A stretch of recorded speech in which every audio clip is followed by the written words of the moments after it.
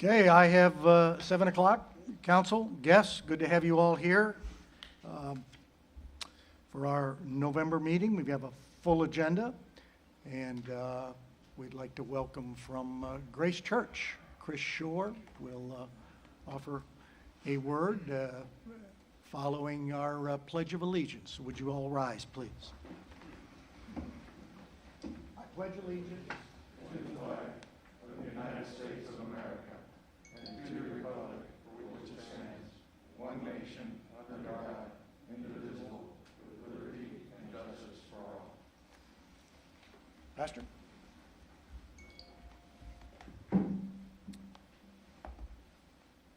Father in heaven, tonight I want to thank you that although we are living in challenging and uncertain, turbulent times, Father, we can trust that you are a God who never changes and one who is dependable and one whom we can trust in the midst of all of this.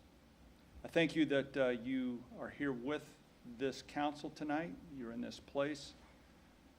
My prayer is that you will guide them in this time of carrying out their duties that have been entrusted to them, as stewards of leading and caring for this community and the citizens of Westfield. Pray that you'll give them, as they discuss and deliberate and decide tonight, that you would give them wisdom, that you'd give them the strength and vision and courage to do that which is right and best for this community. And Father, I pray that you would lead them to a place of unity of heart and mind and purpose for that which is best. And Father, I want to thank you that you have blessed this community with leaders such as these, and I pray your blessing on their time tonight, and that all that comes out of this would be honoring to you and uplifting to the people of this community of Westfield. Lord, I ask all of this in the name of our Creator and Lord. Amen. Thank you, Chris. President Edwards, your meeting, sir.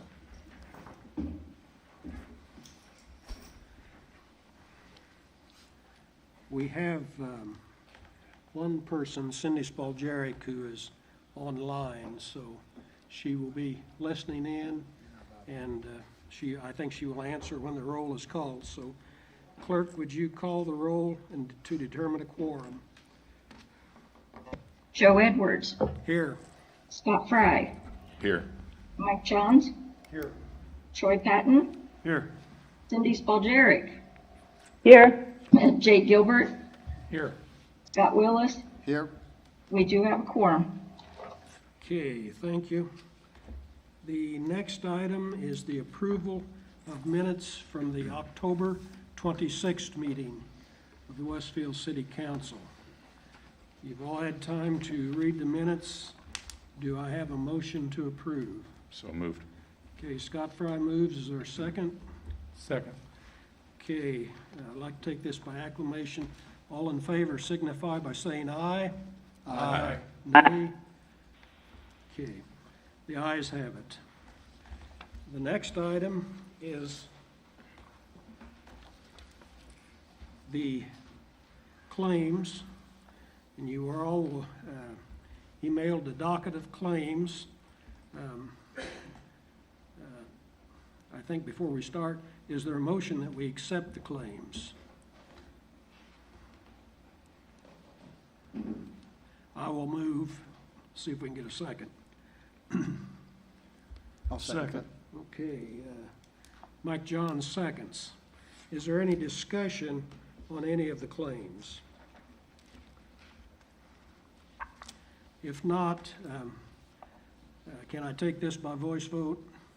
All in favor signify by saying aye. Aye. Opposed?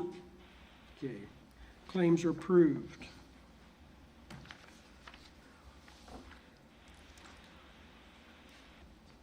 The next item is a presentation from John Nail, a long-awaited presentation, I might say, from John Nail regarding 161st Street and Monon intersection, the trail crossing there on 161st Street. So, John, would you like to speak to that? Okay,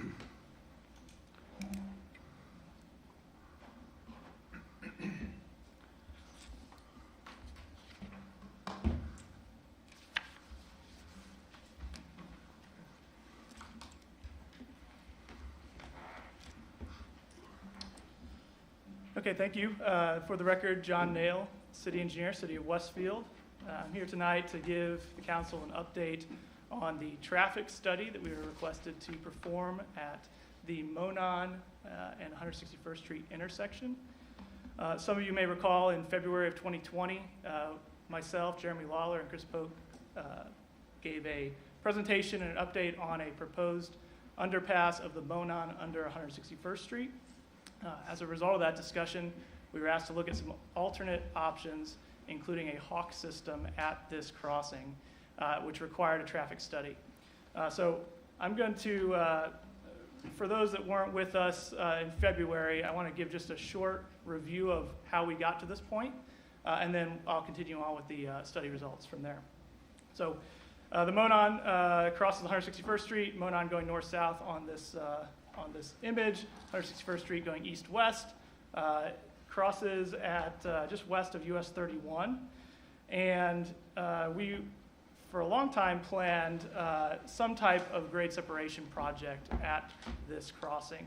As you know, the Monon is a huge amenity in the community. It's well used. It's well used within the greater Indianapolis area as well. And we certainly get compliments regularly about our Monon Trail through Westfield. We want to continue to keep that trail safe and well used. So the project history behind this, back when US 31 was coming through, we looked at a design of what would be a concrete cap for a future tunnel of the Monon under 161st Street. We utilized the already closed 161st Street at the time for the US 31 interchange construction to go ahead and construct this phase one of construction.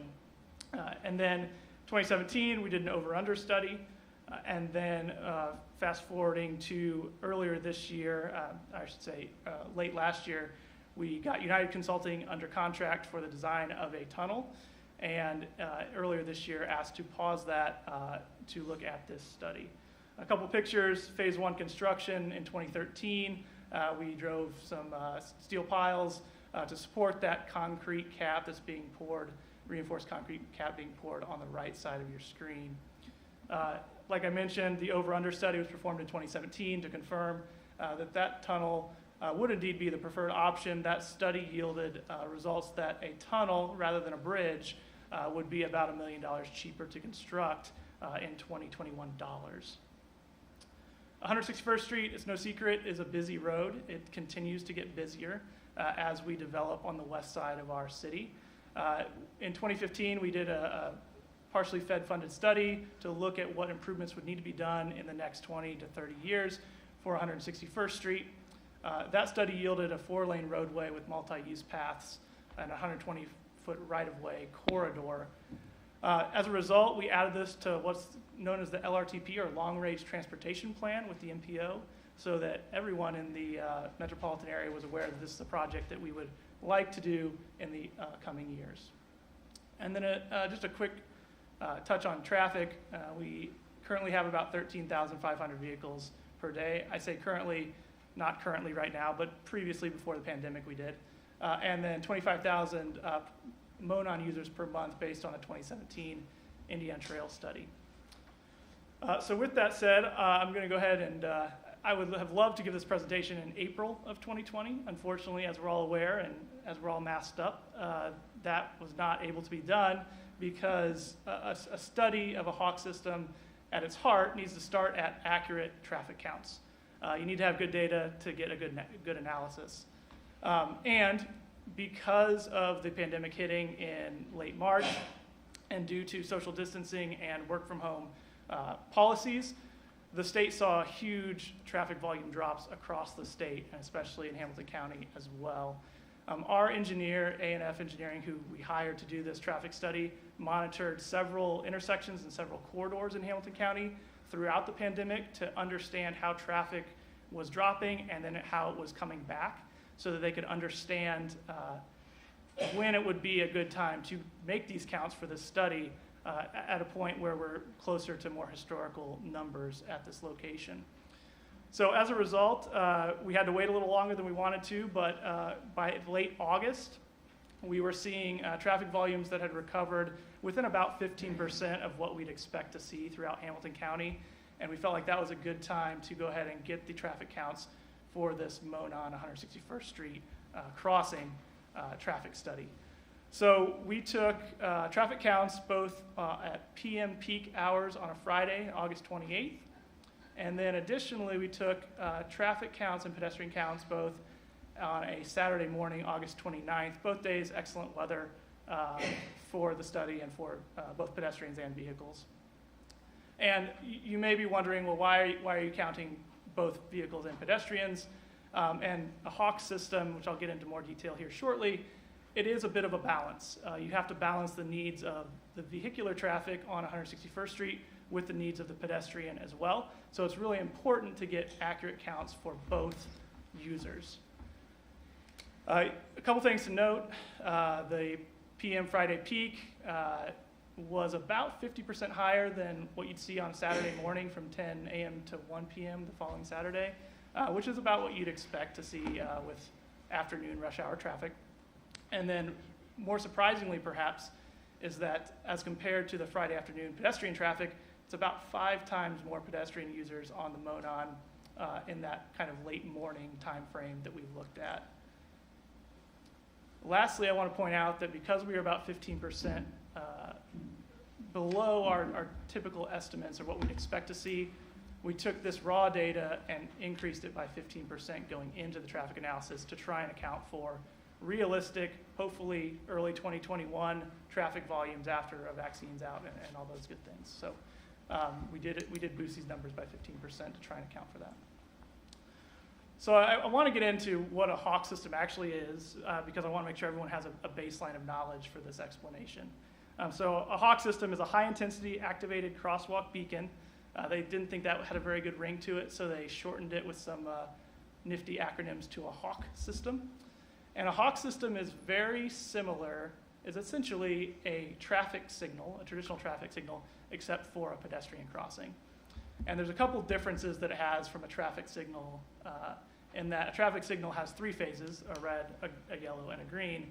Hawk system's a little more complicated. It actually has 5 phases. And I'm going to give you a second to kind of look at this animation because I think it does a good job of explaining or illustrating how a Hawk system works. So a Hawk system is going to start out with a dark light. No lights activated over the roadway. That is free flow traffic. When a pedestrian comes up and wants to cross, they press the button. And what happens is a flashing yellow to start, and I'll let the animation cycle through here. So dark, pedestrian hits the button. It goes to a flashing yellow. That is to tell vehicles to prepare to stop. It then goes to a solid yellow, which is actively the same as a solid yellow on a traffic light, which means stop if you can't get through the intersection. If you're already through the intersection, continue. The next phase is a solid red, which is exactly the same thing as a solid red would be at a stoplight. You come to a stop and wait. And then the key difference at the end is it goes to a flashing red once the solid red cycle is complete. And what that means is you may proceed if the crosswalk is clear. And then it goes dark again and the cycle resets. So that's a Hawk system in and of itself. What we see oftentimes is from Hawk systems, they're used very frequently in urban areas, low-speed areas, particularly school zones. They work well. You can imagine a situation maybe where there's a middle school and an elementary school across the street from each other. Hawk systems are common there, certainly in 20 to 30 mile per hour zones. A little less common in trail crossings, a little less common in faster speed roads like 161st Street. And then additionally, so I do want to touch on these 5 seconds, 10 seconds, and 7 seconds. So in the model itself that we looked at, that was performed in a program called Synchro, which is built to analyze signalized intersections such as this one, we put in a kind of default 5 seconds of flashing yellow, very common. 5 seconds of solid yellow, again, very common. The solid red of 10 seconds is really short.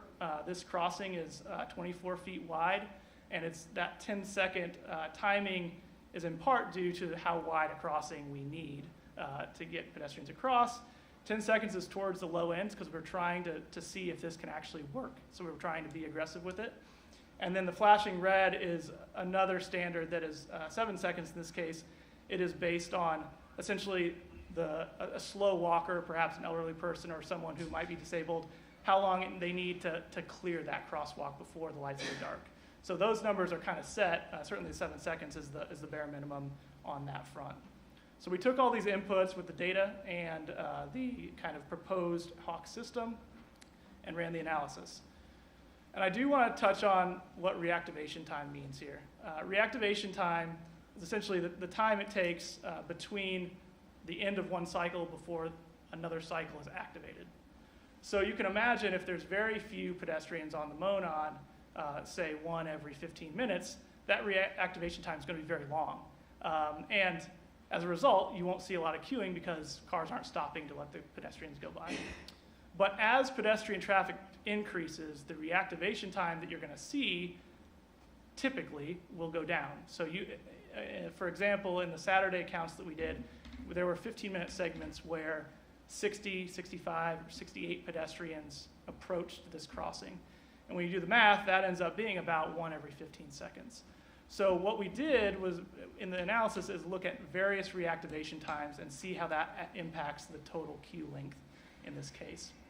Again, with the Saturday counts and that pedestrian coming in about once every 15 seconds, you can see some very serious queues forming with this Hawk system. And in fact, particularly in the westbound direction, we see queues of nearly 2,000 feet, 1,860 feet, which puts you east of US 31. It's not as bad in the eastbound direction because there's fewer vehicles going that direction at that time of day, for one. And you see it at about 890 feet, just west of Viking Lair Road in that scenario. So with that said, Matt Brown, who did the traffic analysis, provided us a quote and an engineering opinion on this.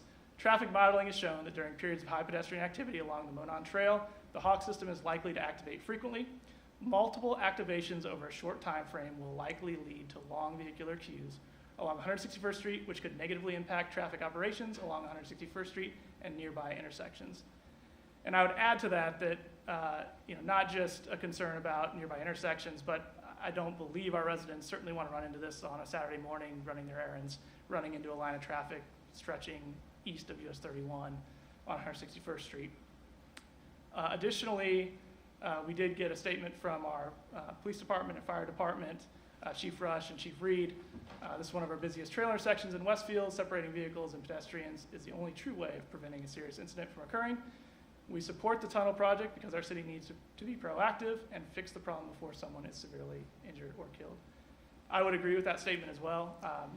I think that this study has kind of reinforced my initial thoughts on how a Hawk system could operate in this particular scenario, and that I was very concerned about long queues, particularly in the westbound direction, with the frequency at which the Monon Trail is used by pedestrians. So with that, I'd open up to any questions.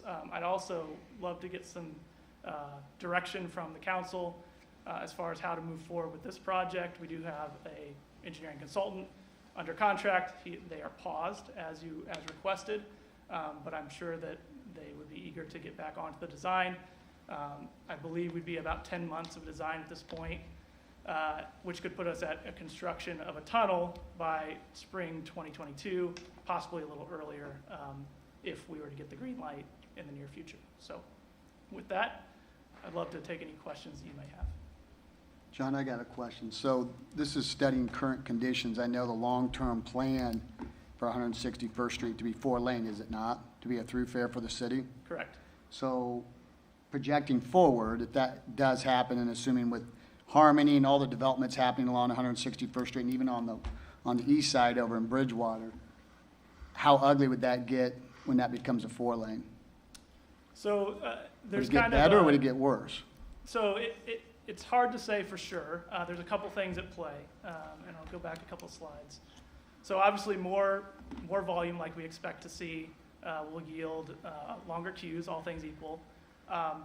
The wider crossing with a 4-lane section that would be there would require us to do a longer solid red time and a longer flashing red time because we need more time for folks to clear the crosswalk in that scenario. So rather than using these very aggressive and rather short Hawk system cycles, in this case 27 seconds, that would need to extend. So that's going to further exacerbate the queuing problem. However, with 2 lanes, you have stacking in 2 lanes.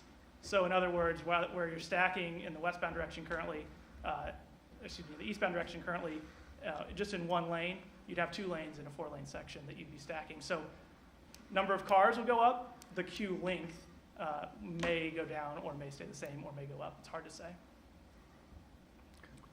Appreciate that. Any other questions from council? Yeah, I do. So, how do our numbers compare to the numbers on Hazeldale for their Hawk system? So I did go out to Hazeldale. So their system, it's a longer cycle time. So ours would be a shorter cycle time, a little more aggressive. As far as the traffic volume goes on Hazeldale, I think it's relatively comparable to 161st Street. I can double check that for you certainly. The biggest difference between that Hawk system and the Monon is the number of users on those trails. The Midland has far fewer users than the Monon That's fair. in that location. Okay, just a question for you. So, because when I come home, I get off at 161st, sometimes around 5:30, and I'm heading eastbound, and there's a light down there, at the bottom of the hill, sometimes traffic is backed up, and I know it's backed up, all the way back. How you get off, it's just it's usually just right there, but that's about the most of it. So I'm trying to think. I'm like, how many feet is that? Because it strikes me that for it to back up from the Monon all the way back around where you suspected it would to begin with, why doesn't? I'm just curious why. How many cars do we count go through that light there on the right? So fortunately, that queuing will go away shortly. We've got a roundabout planned under construction next year. Yeah. So that'll be helpful. I can do some quick distance calcs. Yeah, you know what I'm saying though? I mean, it's like, Sure. because if you said it's gonna back up 1,860 feet, I'm like, that's odd, because it doesn't back up that far at 5 o'clock Sure. from that light to the roundabout. So I guess a couple things there. So that's 900 feet or so to the east edge of that dog bone roundabout for 31. So 900 feet or so. But I think the biggest difference here is a signal functions a little differently than the Hawk system. Yeah. The signal is going to have set timings here, regardless of how many cars stack up on Westfield Boulevard going north-south. Whereas with the Monon, every time a pedestrian is activating that signal, and it could be back to back to back, you're going to get that queuing effect. Whereas there could be 50 cars waiting on Westfield Boulevard. I hope not, certainly, but there could be. You're still going to have green time to release that queue on eastbound 161st in that scenario. Yeah. Okay, so one more question. Sorry. One more. So just another follow-up here. So I spoke to a guy that has a civil engineering firm here in town, and I asked him about the Hawk system, and he's pretty familiar with it. And so I was asking him, I said, well, what do you think about this? I mean, obviously without looking at any numbers, and I said, how does this thing work? Now, I'm under the impression the Hawk system, you can set it so it doesn't go off every 15 seconds, actually. And he also told me that, he said, if you ask them, they'll actually do the study for you. So did we contact the people that sell the Hawk system to have them do the study? We did not. We used a traffic engineering firm that we utilized in the past. So yeah, so you can set that reactivation time to a maximum or a minimum. For example, you can set a reactivation time so that it doesn't go off again for a minute or 2 minutes. And so when we go back to this slide real quick. So these reactivation times, again, if you set it to a 60-second reactivation time, so imagine a pedestrian's clicked the button, they've gone through, Yep. the Hawk system goes off, it cannot be started again for another 60 seconds in that scenario. And you're right, the queue lengths have gone down substantially, only 200 feet in the eastbound direction and 266 feet in the westbound direction. The issue with the reactivation time, and particularly in this location, is that the way Monon users use this trail, a lot of joggers, a lot of cyclists, if they miss the Hawk system, I don't believe they're going to be sitting there waiting for a minute for it to reactivate. And in that situation, we have the exact same scenario that we have now today, where they're looking for gaps in the traffic to cross anyway. And you're right, we could absolutely set reactivation times of 60 seconds or 2 minutes and bring those queues down. But I don't think we're solving any problems by doing that, because as soon as someone misses their Hawk cycle, they're stuck on one side of the 161st Street wanting to cross. And it also doesn't help us with folks coming to a stop to let people cross when they see someone waiting. Yeah. And actually, I'm just playing the devil's advocate here because, Of course. so literally 2 days ago, as I leave Kroger's on Cary Road and I'm heading southbound, I take off, 4 people go right out in front of me on Cary Road. So, I'm thinking, well, man, we have a bunch of traffic here. We probably need a tunnel here too, right? I mean, what's that study? I mean, and I already told you, I almost smoked that guy going to Round Trippers, coming across 169th, and man, if I was in my motorhome, that guy would have been flat, right? So we probably need a tunnel there. So we probably ought to do a study there.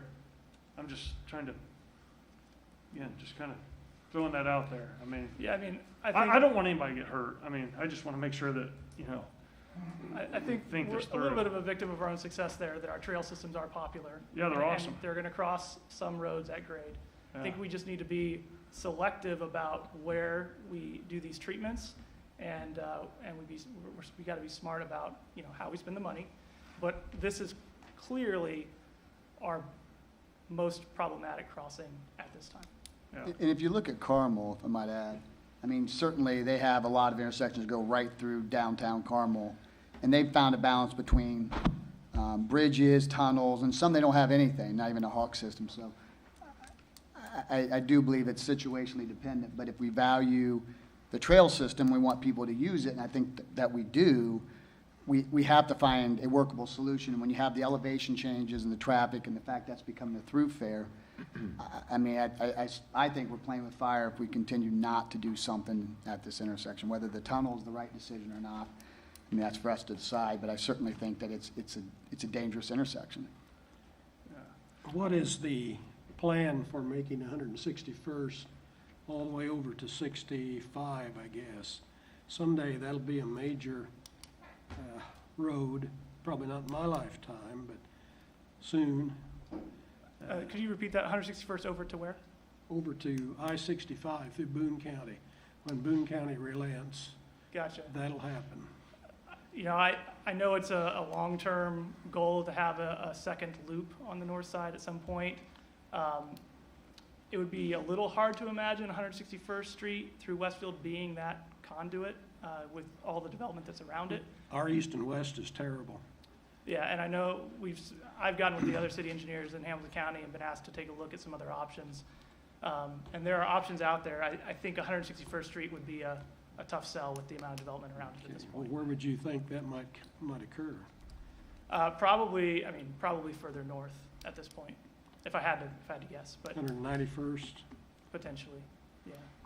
Hey, John, just to kind of talk about what Scott was talking about down there, have you talked to the engineering group at Carmel, like at Bub's, because I'm trying to think of like Bub's, their sight line's not very good because the buildings are right there, so when you come out, I mean, if you're going, and that is super busy, Yet the traffic through there is like, it's a 25-mile-an-hour zone, isn't it? 15, 25 miles an hour through yeah, Main Street? it's pretty slow. It's a lot slower, I'm just. Yeah, no, I hear you, because I used to had an office there, I used to run right through there. And that's one of those where you put your head down, you dash across fast you can, because there is no control. But it's a lot slower traffic, but it is very congested, Yeah. very congested, but it's slow. I keep in touch with Jeremy Cashman frequently with Carmel. Their problems are somewhat similar to ours, Yeah. or certainly some of the new problems that we are encountering, maybe they encountered a few years ago, so he's a resource that I use. Yeah. John, we had talked about NDOT's involvement. I know when I first came to you way back when, you weren't even sure if NDOT would allow a Hawk system because of the queuing and stacking. Did we ever get feedback from NDOT? So certainly if it were to impact their on-off ramps of 31, they would be involved. I think based on this traffic analysis, it probably warrants some further discussion with NDOT if we went the Hawk system route. They have what's called an interstate congestion policy that you have to do some other modeling to show that you're not causing backups on the interstate. I think there's enough distance that probably isn't going to happen, but we still would need to provide some documentation to them if we went with a Hawk system for sure. So just for our listeners out there, I'd like to say, like, this is in my district, and so spent a lot of research. I jogged through the Hawk system in Noblesville. I rode a bike through it, and I drove through it. I interviewed people, pedestrians and police in Noblesville, and all those things, and then tried to do the same things in Carmel for some of their solutions. And, the amount of emails we got when this was hot and heavy before COVID were hundreds upon hundreds. And so all of these solutions have been vetted out quite a bit. I'm not sure if Chief Rush would elaborate or not, but I believe we've had 3 accidents where we've had no one killed, thank goodness, but 3 people have been hit crossing roads on the Mo-9. So obviously we have to learn to live with each other here, bicyclers and cars. But we also know we can't put a tunnel in every single intersection. Some clearly are more dangerous than others. Of all the intersections in Westfield, this one is the most problematic. I think everyone agrees. But there's just not easy solutions. So I just wanted to say that for anyone listening out there, that there's been a ton of work done on this entire decision. It's been held up a lot by this council, including yours truly, because we wanted to just make sure that we had the right decision. And I appreciate the work of this study, which was exactly what we asked for back when. Thank you. Any other questions? Thank you, John. We'll get back to it. I have one, if you wouldn't mind. This is Cindy Spoljaric. John, can you just talk briefly, if we did wait to do this tunnel project with the expanse into a 4-lane situation, can you just talk about the implications of that? So Cindy, I just want to repeat the question to make sure I understood. So if we were to wait to do the tunnel until we widened 161st Street to 4 lanes, what the implications would be? Is that your question? Yes. Okay. So certainly with the widening of 4 lanes, that's a project on the scale of which we would need some federal funding for the project. I believe it's somewhere in the neighborhood of about $30 million. It depends on how far west you go, but that's what we looked at in the LRTP. Adding in the tunnel would add to that cost, certainly. I think the biggest cost, and we can argue about present value or future value of money, but things in the construction world tend to get more expensive the longer you wait.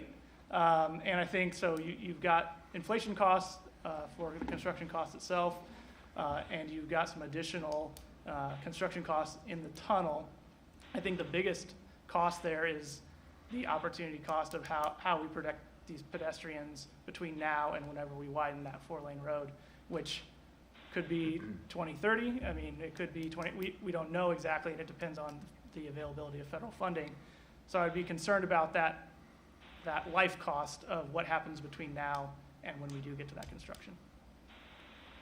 Is this one, I mean, it's 161st widening part of anything that we submit, in our request to the MPO right now?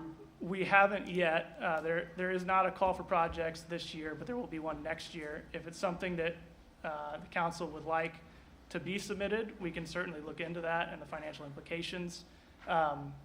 But keep in mind that if we were approved next year with call, we're still on a 4 or 5 year timeline before that project gets constructed. So, for example, let's say we got approved for funding in 2021. It's still 2026 or so before that project is being constructed. So there's still a gap, but certainly that's a discussion I'm happy to have with council with regards to funding projects on the federal level. What about funding for this particular project?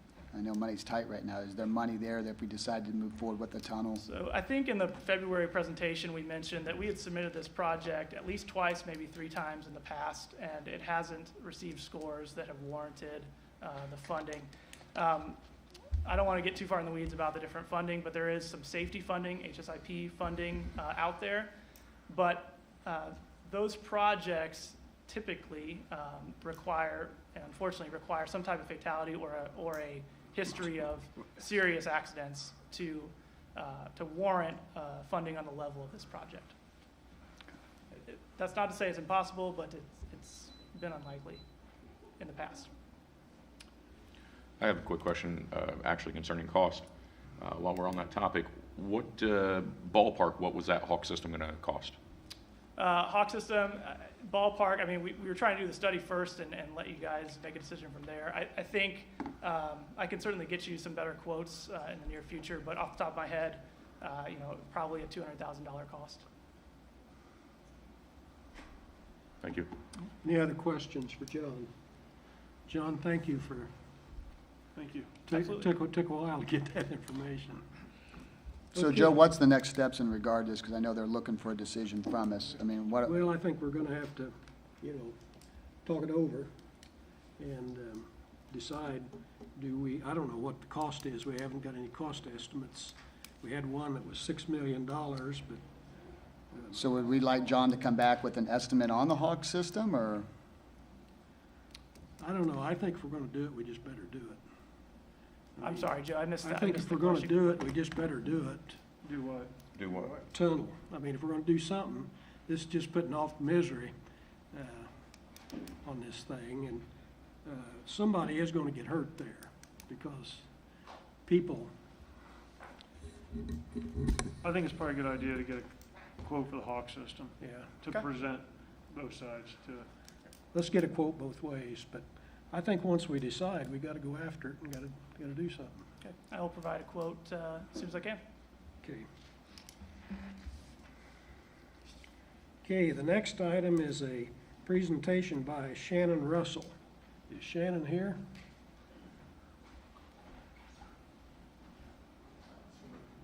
I'm not seeing her. I don't think she's here. Joe. Okay. Shannon missed her chance there. Okay. The Are we next, sure she's not online? Shannon, are you online? I don't think so. Okay, new business is Resolution 20-137. This is establishing the Hometown Heroes Program. It is being introduced tonight, and we could choose to vote on it tonight, or we could choose to look at it and vote on it later, but Scott, why don't you tell us Sure. what's embodied here? Sure. So this is a program that I've modeled somewhat off of what Fisher's currently does. And just to share a story, I mean, this is near and dear to my heart because it certainly has impacted my life in the past. When I moved to Westfield, I'll never forget, it was 2004, it was in December, and my wife and I were doing a walkthrough of a home that we were building in Oak Manor. And I got a call on my cell phone from the Marine Corps that said, hey, you're being mobilized, and you're going to be in Iraq for a year. Well, we had just closed on a house that I could no longer afford because my pay was going to get cut by about 2/3 of what I was accustomed to making. And we were new to Westfield. We just moved in. So we hadn't even moved in yet. We weren't residents yet until early January. And the pressure that put on my wife, I had 2 babies at home. I had a 3-month-old and I had a 23 or 24-month-old. And the pressure that it put on my wife to keep the hometown's fires burning while I was gone is pretty immense. She didn't know anybody, didn't have a support network other than my parents an hour away that could help her out. And about the time I got back, I noticed that Fisher's had passed this, and it was a huge benefit to those in the armed services that get mobilized in service of our country. And what it basically does is it would provide a website on our Department of Public Works for the city, and if you're in the National Guard or the Reserve Forces and you get a presidential recall or mobilization to serve your country, that during the time that you're gone, and it's usually a 6 to 12 month window, the city would pay for services to mow your yard or shovel your driveway while you're deployed. In times like we're in right now, I don't anticipate a lot of people using it. I mean, there's not a lot of people going on orders under that scenario. But, if we, God forbid, and I'm sure that day will come where we're fighting overseas again, it's a huge benefit to those that are serving. Where I want to add to it, though, is in the city of Fishers, they don't do this. I wanted to add a piece to our public servants here in Westfield. So if you're a member of our police department or fire department, and you live in the city of Westfield and you're on a service-related disability, that same program would be offered up to you. Now, historically in the past, we've not had but maybe one or two people in the fire department. I don't anticipate a high volume of use there, but I think it sends the right signal to our community that we support those that stand on the front lines for us, whether it be in our local community or through the military overseas. So that's the program. If anybody has any questions. One other thing, I talked to Jeremy about this. He anticipates the cost being negligible, if anything at all. He said that the way we currently deal with lawn care in the city is we outsource that to landscape companies. They're continually looking for opportunities to do pro bono work in our community, and we do feel like the cost, I can't promise it, but I think it would be negligible at best, because I think the people that we contract with here in our community would be very supportive of a program like this. So I think that's pretty much it. If anybody had any questions. I know I gave this out to you guys 30 days ago. I wanted you all to have a chance to digest it, but that's a summary of the program. How much, Scott? Say again. How much do you think this is going to cost per year? It's hard to estimate. At a time like right now, I doubt anybody would even use it. If we go to war again, it would all depend on how big of a war it is. If you're looking back in Iraq and Afghanistan and kind of in the high tide of deployments, if everybody charged us, it'd probably be somewhere between a $5,000 and $6,000 cost annually. A year?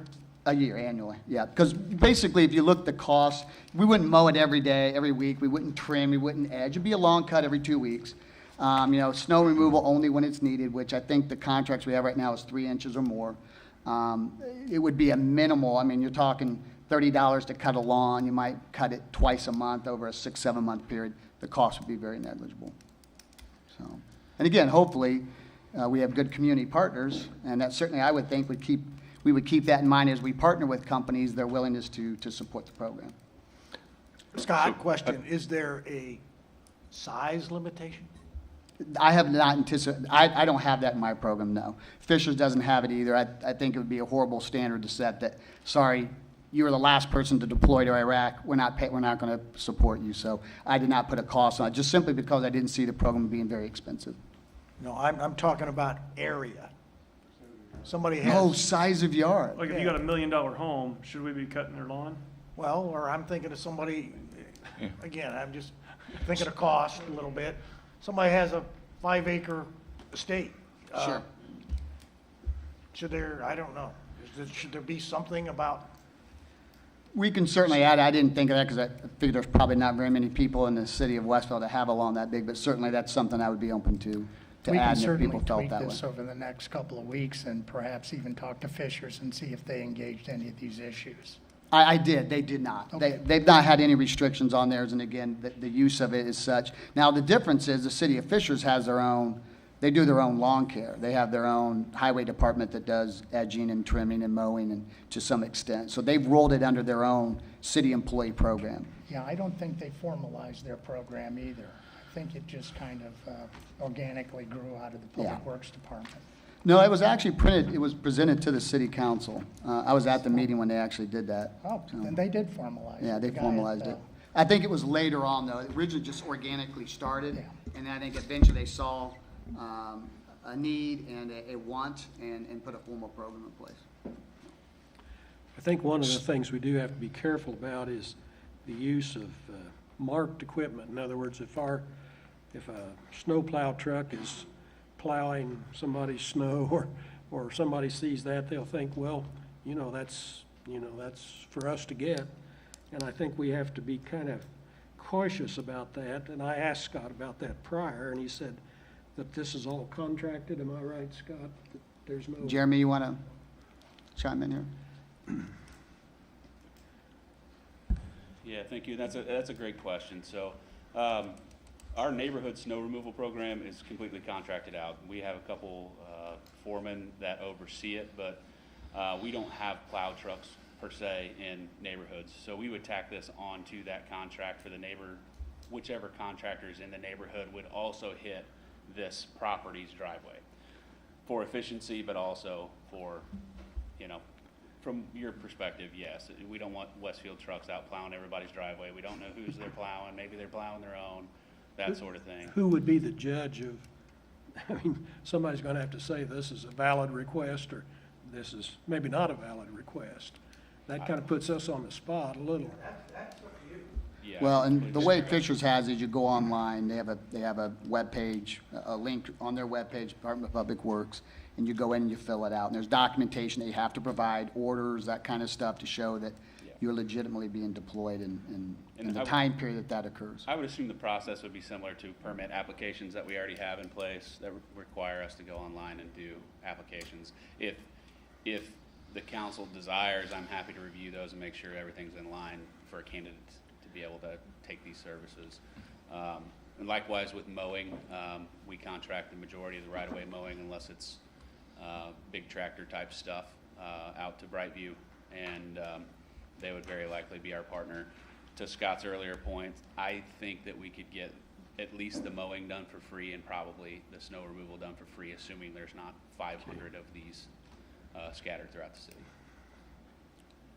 Yeah, I think this would be a great gesture to our service people. Appreciate it. What's the will of the council? You want to vote on it tonight or do you? I would like to make a comment and ask a couple questions. So, first of all, Scott, I commend you. I think that, I think your heart's in the right place for sure here. I really do. I believe that we're all called to serve. I believe that completely. As individuals, as communities, as neighbors. I absolutely do. I don't know that it's I don't know that it's our job to commit the city to do that with taxpayer money. I think there are individuals, I think there are families, I think there are neighbors in every neighborhood that would love that opportunity, and I would absolutely support. I don't know what it looks like, but I would absolutely support creating a board where maybe it's a website, Westfield Cares, whatever it is, that says, hey, if you are deployed, if you need help, if you are a first responder and you need assistance, let us know, reach out to us, and these people, these churches, these neighbors, these individuals, these local companies would be more than willing to help you. I think that's admirable, and I think that's something that we should pursue. I'm not sure that that's something that we should pursue as a city using taxpayer dollars. And to that point, one of the things that concerns me, this says services to be offered would include basic lawn care and snow removal. What other services, what else would there be? We know that it includes that. What else would there be? And how do we determine what that line is? Again, it's one of those things where if I'm helping a neighbor, whatever I can do to help a neighbor, if our church is helping a neighborhood or a group of neighbors, whatever we can do to help, I think we're called to do that. But I don't know that that's an area for the government to be involved. And I can appreciate that, and I know you shared that with me and your concerns in your email, and I appreciate that. Again, my comments have been pretty clear on this. I don't disagree. There's a lot of things that our community should be supporting. There's a lot of things our churches should be involved in. But the reality of it is they haven't, and I'm ready to take the first step to drive this. Now, once we get the program up and running, if churches, local churches want to take the lead and run with it, hey, I'm all for that. I would love to see this be more of a community-driven thing, but I've seen way too many people get deployed. I've seen the impacts it's had on their families, and nobody has stepped up to date. And if they're not going to step up during Iraq and Afghanistan, when the reserves were called on quite a bit, sometimes multiple times, then I fail to see why all of a sudden in peacetime there would be a motivation for something like this. But again, once the program's in place, if churches want to take this on, or the Kiwanis, or or Rotary, or any other wonderful organization we have out there, then that would be a win. And I would certainly agree that would be ideal. So certainly, and understandably so, your focus is on deployment and that type of thing. And again, that's admirable. I appreciate that. I find it shocking that you haven't seen churches step up or neighbors step up. And I, in my mind, again, I think they should, those that deployed and that have put their life on the line for us, they need to be at the top of the list. But So does the widowed, family, the family that's dealing with the loss of a loved one, that maybe can't do the yard work year-round, can't handle the snow removal, those type of things. So it's not, I don't want it to be, I don't think it should be just such a narrow group. And again, I don't think the government needs to be involved. I think that's where the neighborhood is involved. I'd invite you to church sometime, because I tell you, the church, I guarantee you, they're looking for opportunities to serve constantly. And again, it doesn't even have to be a church. It can be local groups. It can be us here on the council. It can be neighbors. It can be neighborhoods. So that's what I would encourage, and I feel bad that you haven't seen that, and I apologize that maybe we haven't done At the the end job of that the we day, should. there's a lot of people in our community that want to do good things, and there's only so much to go around, and certainly you don't need to apologize to me. We figured a way around it.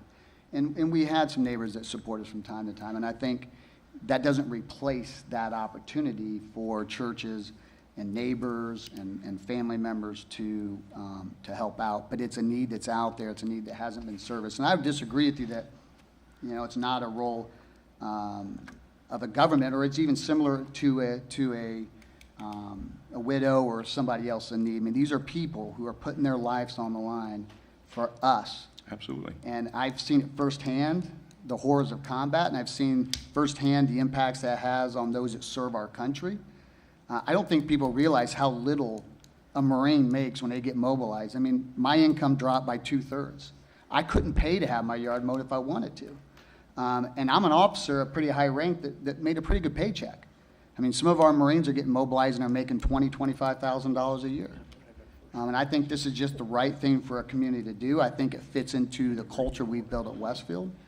And I certainly appreciate, your perspective. If you don't see this as a role, then, that's certainly your prerogative, and I get that. I see it as a role, Scott.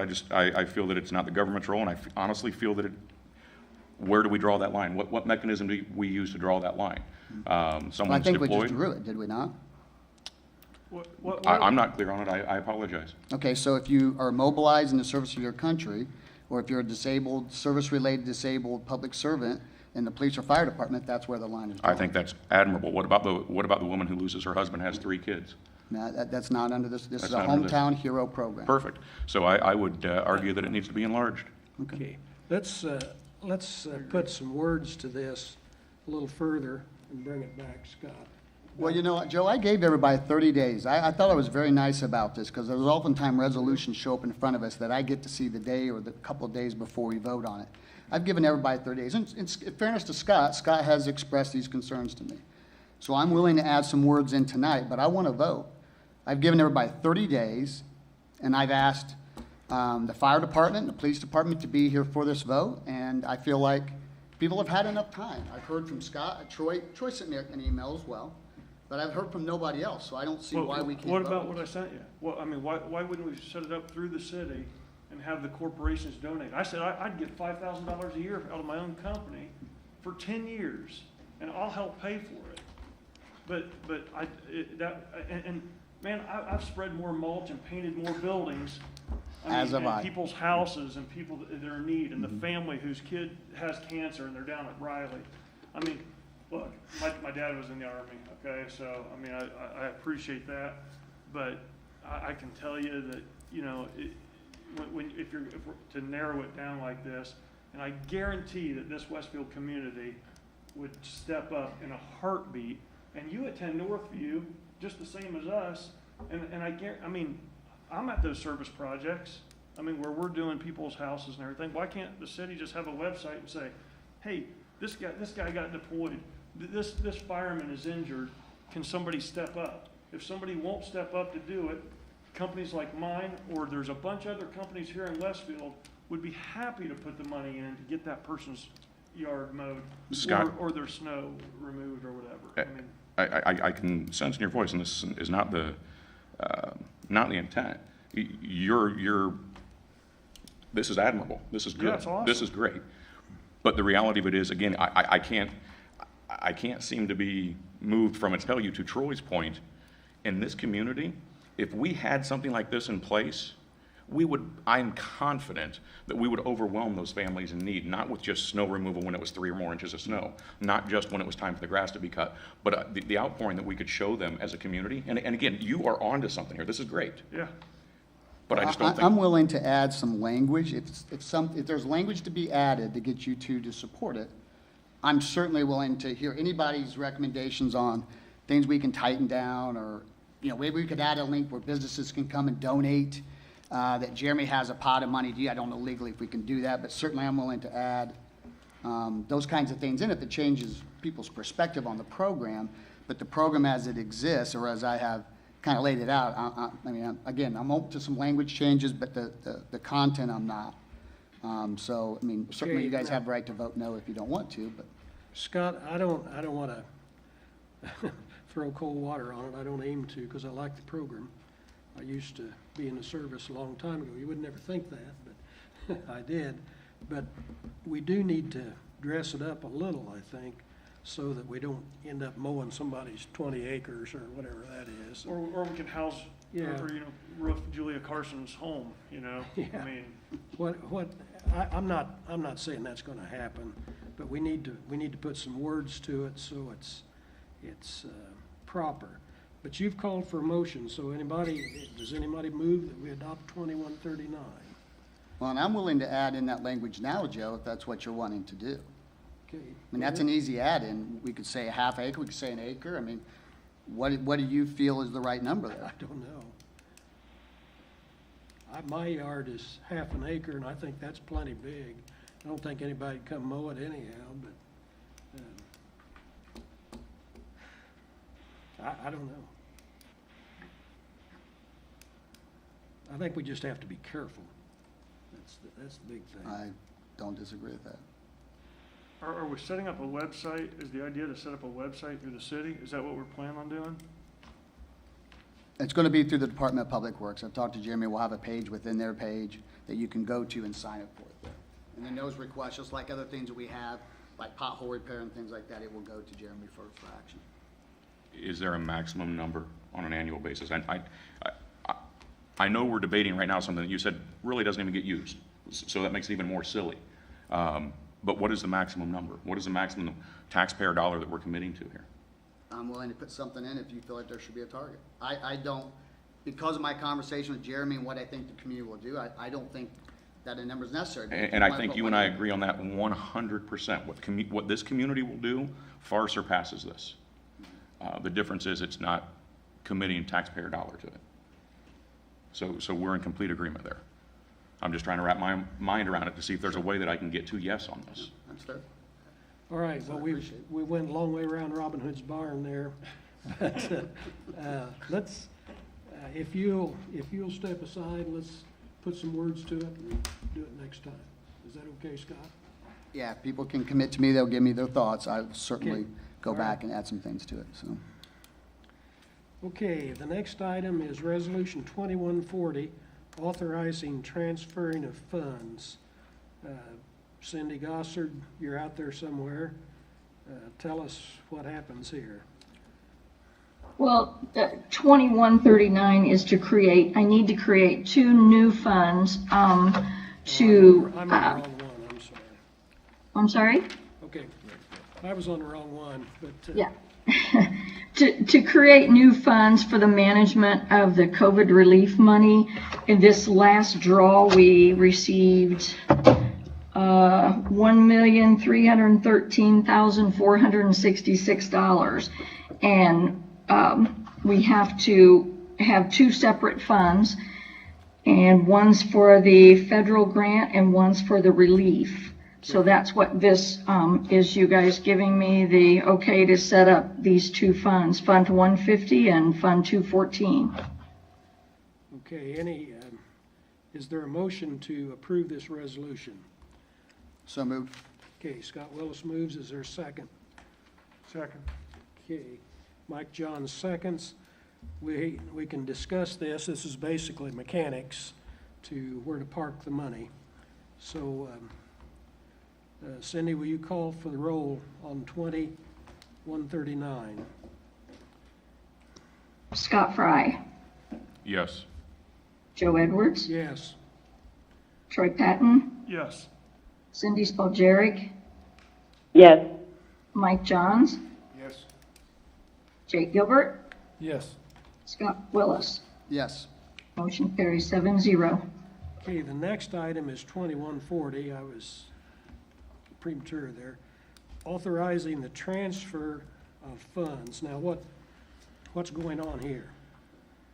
Okay, we have to put the money in these funds, and then we can transfer them to wherever they need to go. It's up to council where you want to spend it. And we just, it's kind of like what we do at the end of the year. Back in April, we got like $13,000 and we put it in EMS because we didn't know until just last week that we have to have separate funds for these. So we have to have the okay to move the money from the COVID fund to the EMS, which we've already done, but we have to have permission to do it. Okay, so we've received $1,313,466. Is that correct? Let's see, yeah, $1,313,466. Okay. And we want to transfer that to what funds would you suggest? Well, I mean, that's Do we totally, name the fund or do you name the fund? well, we're putting it back into the general fund is where it's gonna go. So, I mean, unless I would there's something suggest, else. Since I'm we sorry? had a 27th pay of $654,933 this year, because of the way the calendar falls, that we take that pay out of this money. That's kind of what the COVID money is for anyhow, is payroll. And so that would be my suggestion. Other suggestions? And we could do that.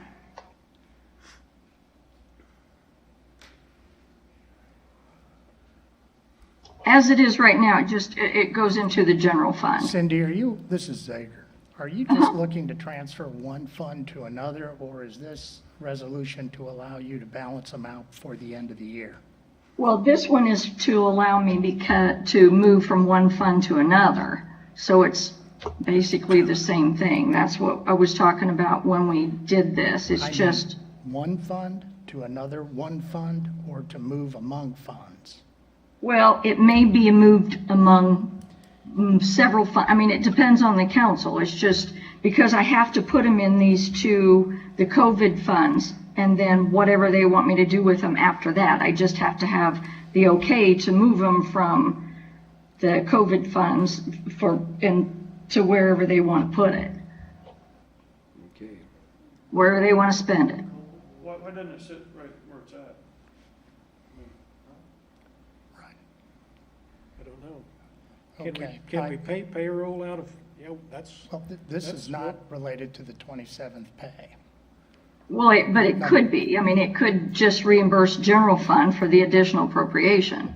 So I wrote this with the idea that you needed the authority to transfer among funds so they were balanced out by the end of the year.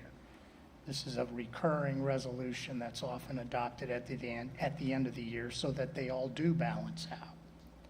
Right, but this still But covers, I do have to move some of the COVID money to the general fund. I understand, but that's just an example of one fund having to be moved into another for the fiscal integrity going into 2021.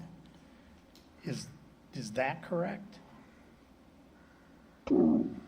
I mean, it really doesn't have anything to do with 2021. It's just, this is giving the council is giving me the authority to move the money from one of these COVID funds to reimburse general fund, if that's what they decide to do for the 27th pay.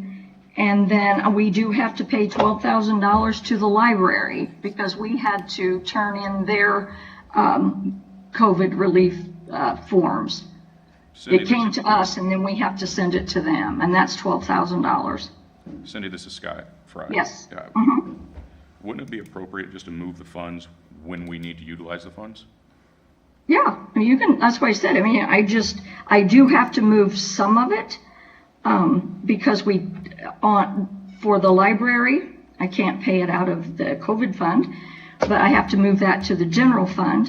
And then we have to fix what was done in April of 2020 before we knew we had to have separate funds.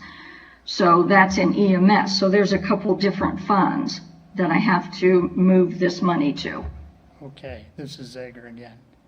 You want this adopted so that you can take the COVID money that's been received by the feds so that you can reimburse prior expenditures and place this money in the various funds that have already been paid related to COVID expenditures.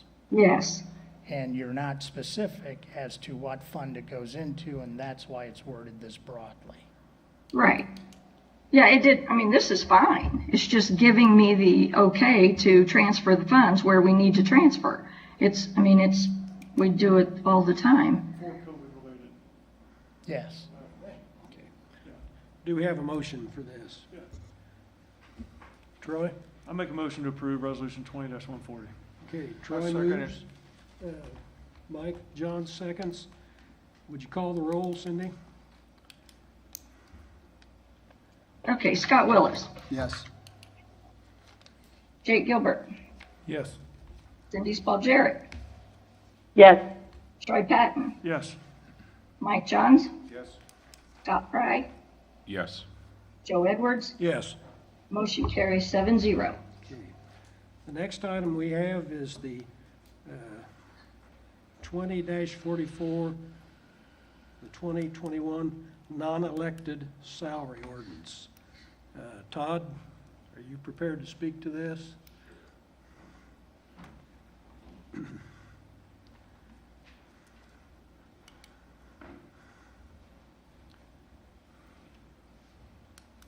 Councilors, what you have before you is an annual exercise pursuant to Indiana Code, whereby you establish a ordinance for salaries to be paid in the forthcoming year.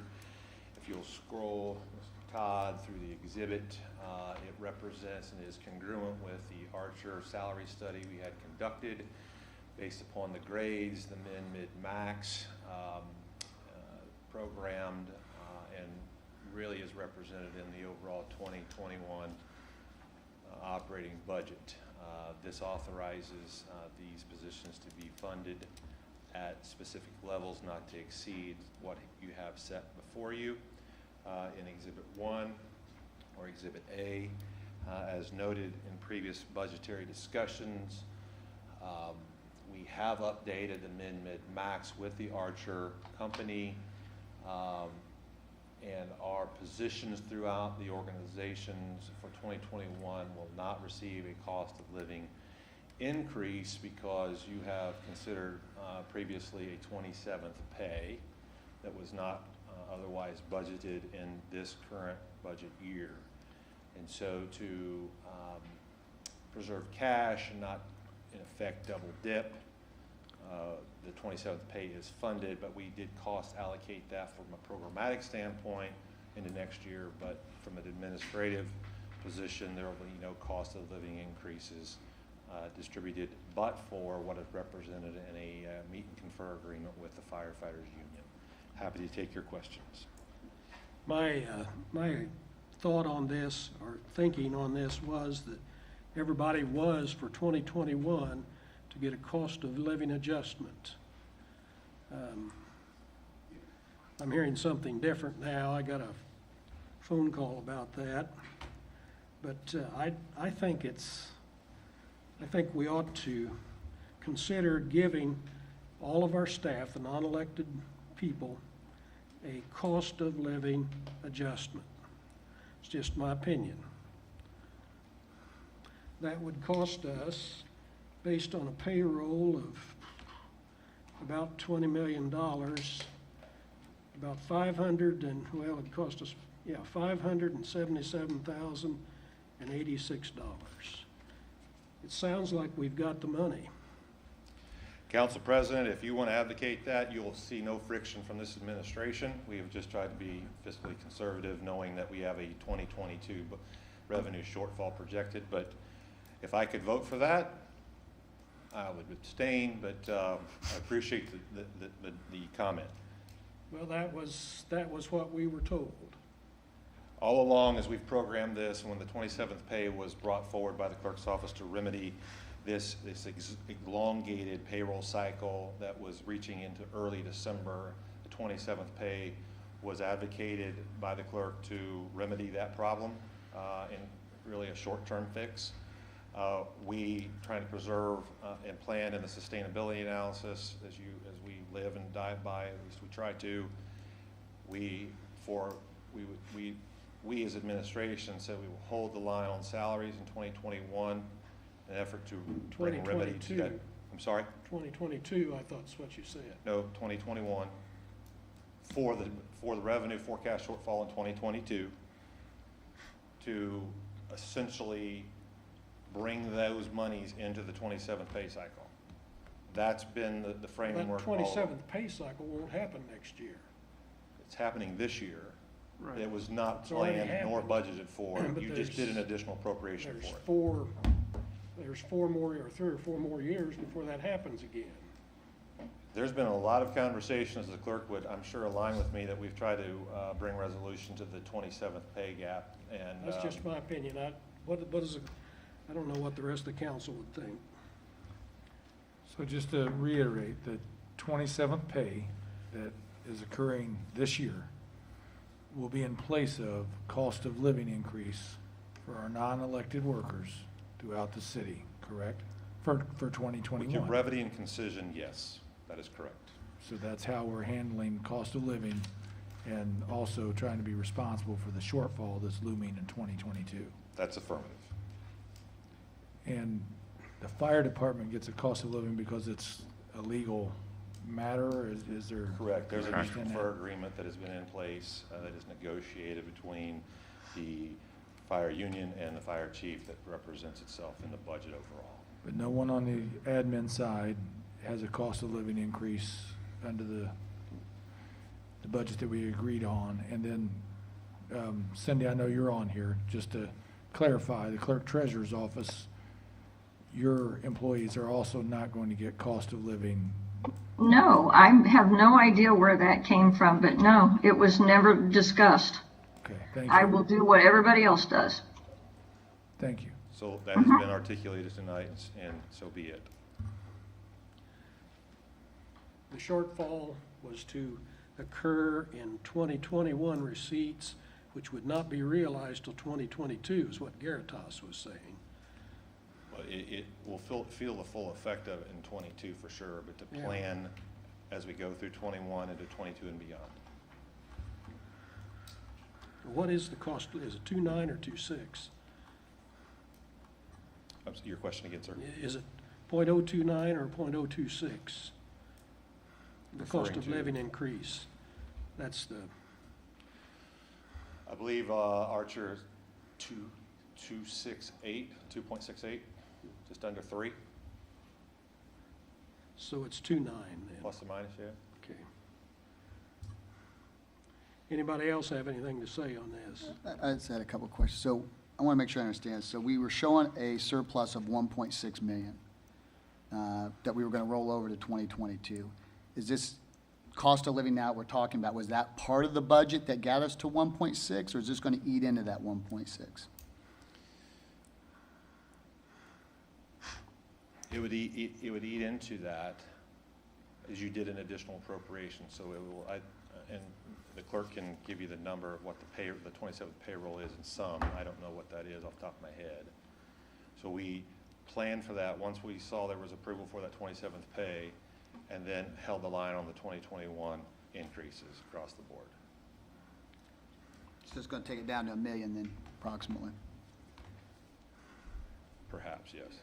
Well, I the don't know what cost of living increase on would be about a little over 500,000, the 2.9. Yeah, would you say 577,086? 577,086. I hate to see our employees, I mean, we ought to treat them good. Yeah, but I don't think we're asking anything that corporate America's not doing either. They're not giving pay Yeah. raises right now. I mean, That's bonuses true. are non-existent. These are tough times, folks, that we're in. And if you look at our COVID numbers, it's getting tougher by the day. And I'm going to go back to what I said during our budget meeting. Cash is king. I think our responsibility as council is to set ourselves up for the unknown of 2022. And I would love to give them all merit increases, don't get me wrong. But I'm on the library board, and we didn't give anybody a pay raise, not even a cost of living adjustment, because we're experiencing the same thing in the library of an unknown of what the budget's going to look like. So I personally feel like we need to be safe than sorry, because we just don't know what 2021 is going to bring us. I'd say this also. I worked for a company that could always budget for the 27th pay. That's crazy at the end to not know that was coming and not budget for it. Well, I'm not sure, sir, what you're inferring there, but Well, I'm just referring to common sense. If you look at the calendar, you know how many pays there's going to be and about what that's going to take. I would And defer. to say this digs into 2021 doesn't make much sense. Mr. President, to I me. would yield to the clerk on the 27th pay versus 26 versus Well- 24.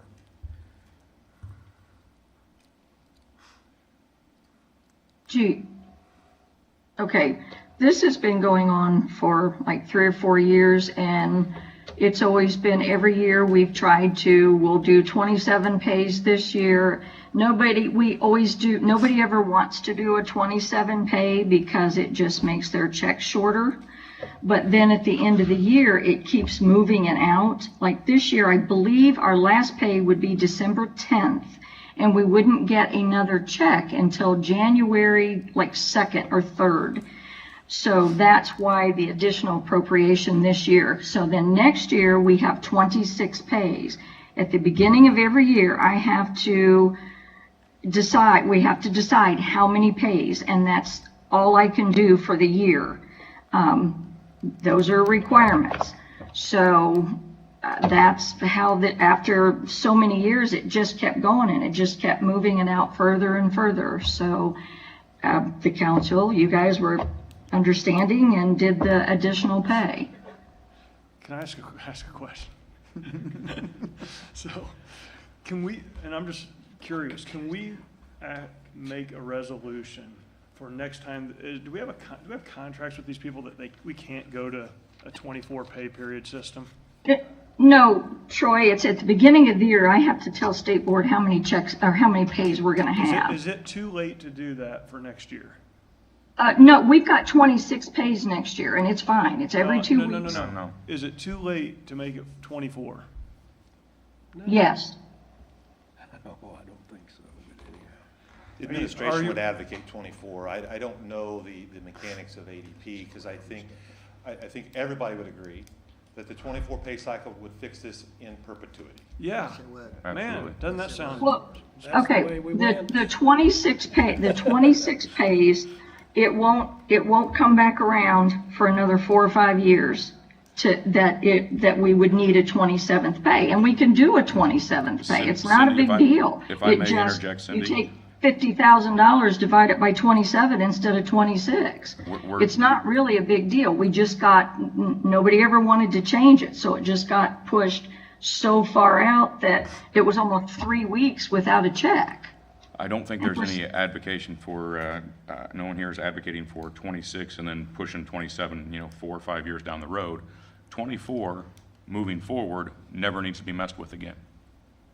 I think that is the issue, the question that's being asked. How do we make that happen? Yeah, we have 2 attorneys here. I mean, I know It's, she said we well, it's can't, not but against the we can. law or anything. I mean, the attorneys wouldn't, I mean, I don't think they would really care. It's just we'd have to work with ADP to change everything. Why haven't we done that Okay. before? Is there a reason Okay. why? Because nobody ever wanted to, Scott. Okay. So this is what I would like to ask our counselors to figure out, or that we, for our next meeting, that we figure out that we have 24 pays next year. We do the 27th pay, we do the COLA adjustment right now, and then we're done. I'm for that. How's that sound? That gets Right. us So let me repeat that. 24 pays is what I'm hearing moving into 2021 and beyond. Yep, forever and And ever. this council is supporting a cost of living increase across the board Yeah, we in still, 2021. yes, True. yep. At this point, I've been enough of a public speaker, I know when to shut up. Yeah, well, I mean, let's just end this whole thing, right? I concur. Okay. All right. I'd like to make a motion to suspend the rules on salary ordinance 20-44, Okay. but with the COLA adjustment and all that. So, and you'd have to rewrite that, Brian, right? Okay. Right? You don't have to suspend the rules. It's already, it just needs to be adopted. No, Well, it it's an wasn't ordinance. introduced last It's a- time. Oh, It was this is just an bumped ordinance. off. I apologize. I was still looking at the resolution. Sorry. Point of order. Troy, No, Pat. no, what Joe's saying is the COLA adjustment. Sorry. What Joe's saying is the COLA adjustment, right? Yep. Tell me I'm wrong. No, tell me I'm wrong. Go ahead. I mean, seriously. No, I'm not telling you you're wrong. No, wait, I gotta hear this. Todd, I don't want to, buddy. So I believe, and someone tell me I've interpreted the back and forth wrong here, but I believe what you just suggested was a cost of living across the board. For next year. That's what Joe's Yep. Joe's asking for. And this gets them used to the 24 pays. Takes the. Yeah, The those are two correct, Jake. The 27th pay isn't the COLA adjustment. It's just because people can't wait until A 3-week January, gap. whatever, correct? Correct, there's a 3-week gap. But to mitigate the unplanned expense, we said we would hold the line in 2021. Correct. So what Todd is saying is we hold the line. I like what he's saying, We, Yeah. Troy, we dig into those funds to make the 27th pay this time, We've already done it. and then 24 moving forward. Is the 27th pay the entire COLA adjustment? Pretty close. It's pretty close. The pay was 654,933. The projection on a $20 million payroll, if that's close, is $577,086. So So that's what it costs you, $577,000 to do that. I'd like to recount what I said earlier. darn it, I thought I was having a banner day. Yeah, right. You want to restate Sorry, Todd. your motion? If we don't go to a 24 pay period, I'm gonna split. Yeah, we need to do we need to move to the 24. That's, No, I still want to do that for, I mean, next time. I mean, this makes no sense to have this conversation. however, if we move forward here with the 27th pay, that takes care of everything right now. For this year. And then, as soon as humanly possible, we put together something that says, from this point forward, there will be 24 pay periods. Right. And I just Period, wanna said be- and done. I just want to be clear, the 27th pay is the COLA adjustment. And that's how we program. That's how we And get it, For money. this council's Okay. edification, because I know you have limited interaction with our workforce. I have taken this very personal through my entire career to be in front of this workforce, being very upfront and explaining. And we have already messaged this to the workforce, that this is how this is occurring, the 27th, because it's taken a considerable amount of messaging early in the year to prepare people for a long gap of their cash flows during the holiday season. And so we do appreciate this 27th pay, but we felt like the responsible thing to do our part is, basically, your 3% increase, and this is essentially how we messaged it, is lump summed in a 27th pay, that you weren't expecting anyway. Right. And so we're gonna move through 21. Okay, I thought it was just a makeup because people couldn't wait so long. It's all the same, but that's how we message it, for a cash flow, fiscal responsible position. We So need to what go to you were- 24, though. As you move forward, what you will also accomplish, I believe, is a psychological boost that people will get 24 paychecks, which inevitably increases, it looks like they're making more money, and there's more cash flow for them to handle, and we're good. Okay. So to that point, and again, forgive me for not knowing exactly what the pay cycles are versus how they would fall for a 24 pay period, 24 pay cycles. Does that create any sort of gap as we move into January? Does that create any hardship on anyone?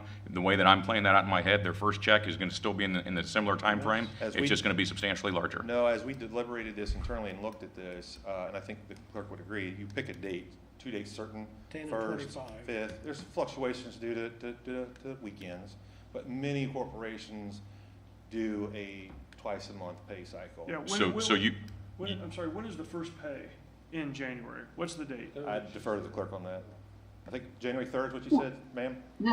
The first pay, I believe, is doing 26 pays. It was January 7th, I believe. We got paid because of the 27th pay, we were getting paid December 24th. And then we'd get paid again January 7th, and then every 2 weeks after that. Make it 10 and 25, it's perfect. If you did first, But if 15th, 15th, 30th, You see no areas, no departments, no issues where that's, or no areas where that's going to create an issue, I correct? think our director's team really canvassed the landscape, and there wasn't much pushback on that. It's Okay. just going to be a change. I think Our we're goal gonna is to do it. solve problems, not create, our goal is to help, not make more problems. So we don't want to do this if there's some unforeseen issue there that's going to create. I don't. Well, if everybody wants to, if we couldn't do the 15th, What is the? we would have to do the 1st and the 15th of every month or something like that, because we get paid December 24th and you don't want them to wait until January 15th. Cindy, I want to hear from the police chief real quick, if I can. Okay.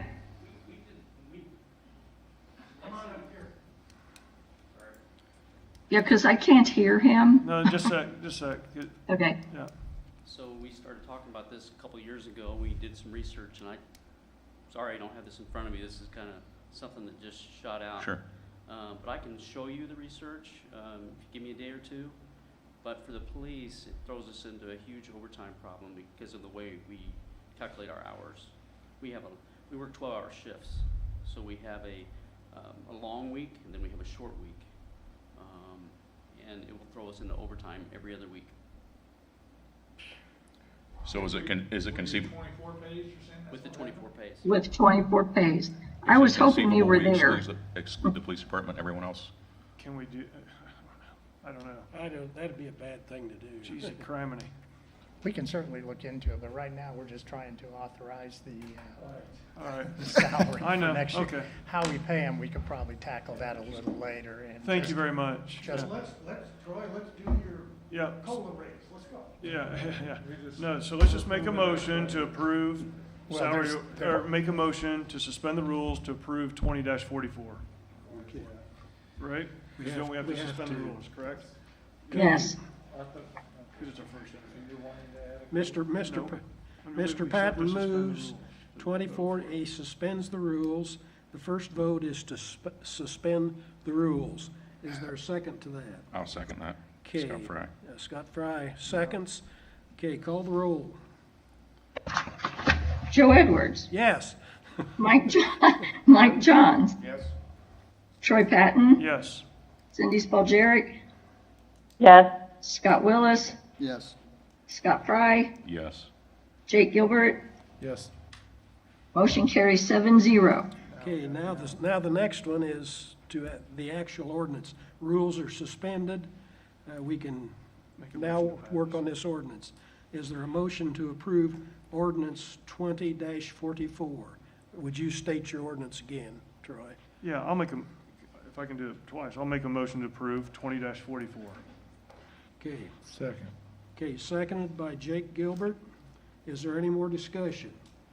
Lord help us. If there is. Okay, Cindy, call the roll. Okay, Mike Johns, Yes. Jake Gilbert, Yes. Scott Fry, Yes. Scott Willis, Yes. Cindy Spalgeric, Yes. Joe Edwards, Yes. Troy Patton. Yes. Motion carries 7-0. Okay. Now, the next one is the ordinance 20-46, the Lindley Run Planned Unit of Development Amendment 1. And Diane Crabtree was to bring this before us. I don't see Diane here. She may be out there. Dane Crabtree, I'm sorry. That's spelled Diane. Oh, Dane. Okay. John Dobashewitz steps to the podium. Mr. Edwards. Good evening, council members. For the record, my name is John Dobashewitz. I'm a land use professional with the law firm of Nelson and Franklin. We represent the petitioner, Old Top Homes LLC.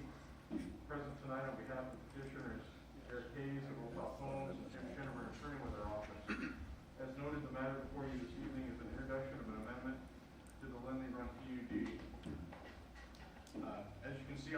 display. The subject real estate is outlined in yellow. Thank you. Is outlined in yellow on the aerial on display. By way of general background, the Lindley Run Planned Unit Development is a residential subdivision approved in November 2018 and now under construction. The real estate which is the subject of the amendment is located north of and adjacent to 191st Street, east of Grassy Branch Road, and immediately adjacent to Crossroads Church. Council members on your left, audience on the right, Grassy Branch Road located here, 191st Street at the south edge of the image. Area A is one area within the Lindley Run PUD, which is encompassed by this area that's outlined here and shaded in yellow on this exhibit. Kevin, if you can advance to the next slide. The proposed amendment pertains exclusively to Area A of the Lindley Run. As shown here, Area A is of all single-family detached dwellings. Crossroads Church, as I indicated, is located right there. If you could advance to the next slide, Kevin. Olthoff Homes desires to add an option for residents of finishing a limited amount of living area above the first floor of the single-story homes, resulting in a 1 1/2 story home. Currently, the Lindley Run PUD permits only single-family homes in Area A. Therefore, Olthoff is required to seek approval of the amendment. So today, only single-story is permitted. We're asking, or Olthoff is asking, for authorization to allow as an option a 1 1/2 story home. Homes on the left-hand column is shown, advance to the next slide of homes. So homes on the left-hand column are single-story, and the adjacent home in the image to the right of those is the same home, but with the added 1 1/2 story. You can see the modest change in the roof line between the two options. Again, council members to your left. These two homes are the same home, where this home has the finished 1.5 stories. You can see that roof line adjustment, just very modest here. You see that roof line lines up with the peak here. This is the same home, but the roof line is the single story. That is what's permitted under the ordinance today. All other applicable standards of the Lindley Run PUD remain in force, and again, the amendment only pertains to Area A and only pertains to this request to authorize it as an option, 1.5 stories. In conclusion, the matter is scheduled for public hearing before the Planning Commission on December 7th. Approval of the proposed amendment would exclusively permit this 1 1/2 story home as an option, where today only single-story homes are permitted. With that, we'll conclude. Be glad to address any questions the council may have, and would return back to the council in anticipation in late December for adoption consideration. Thank you. Okay. I have a question. Is this, it's obviously an increase in livable square footage. This is a change in what your owner is seeing as a market change? Yeah, at the time the ordinance was considered in 2018, Olthoff didn't have this product, didn't have an option of that second-story living area. So it would add an opportunity for folks, rather than just having the base square footage, to finish a 200-300 square foot area on the second level for an additional bonus room or bedroom to add to the home. Any questions from the council on this? Okay, this is a introduction, and it will move to the Area Plan Commission on December the 2nd. Okay, the next item is Ordinance 20-47, Bridgewater Animal Eye Clinic. I got a call on this afternoon, and my first question on this was, will there be overnight boarding? And they said, no, it's just dogs and cats, and we only work on their eyes. So it's just like going to the optometrist, I guess, or the ophthalmologist. There's no critters taken into storage overnight. Yes, sir. So no barking.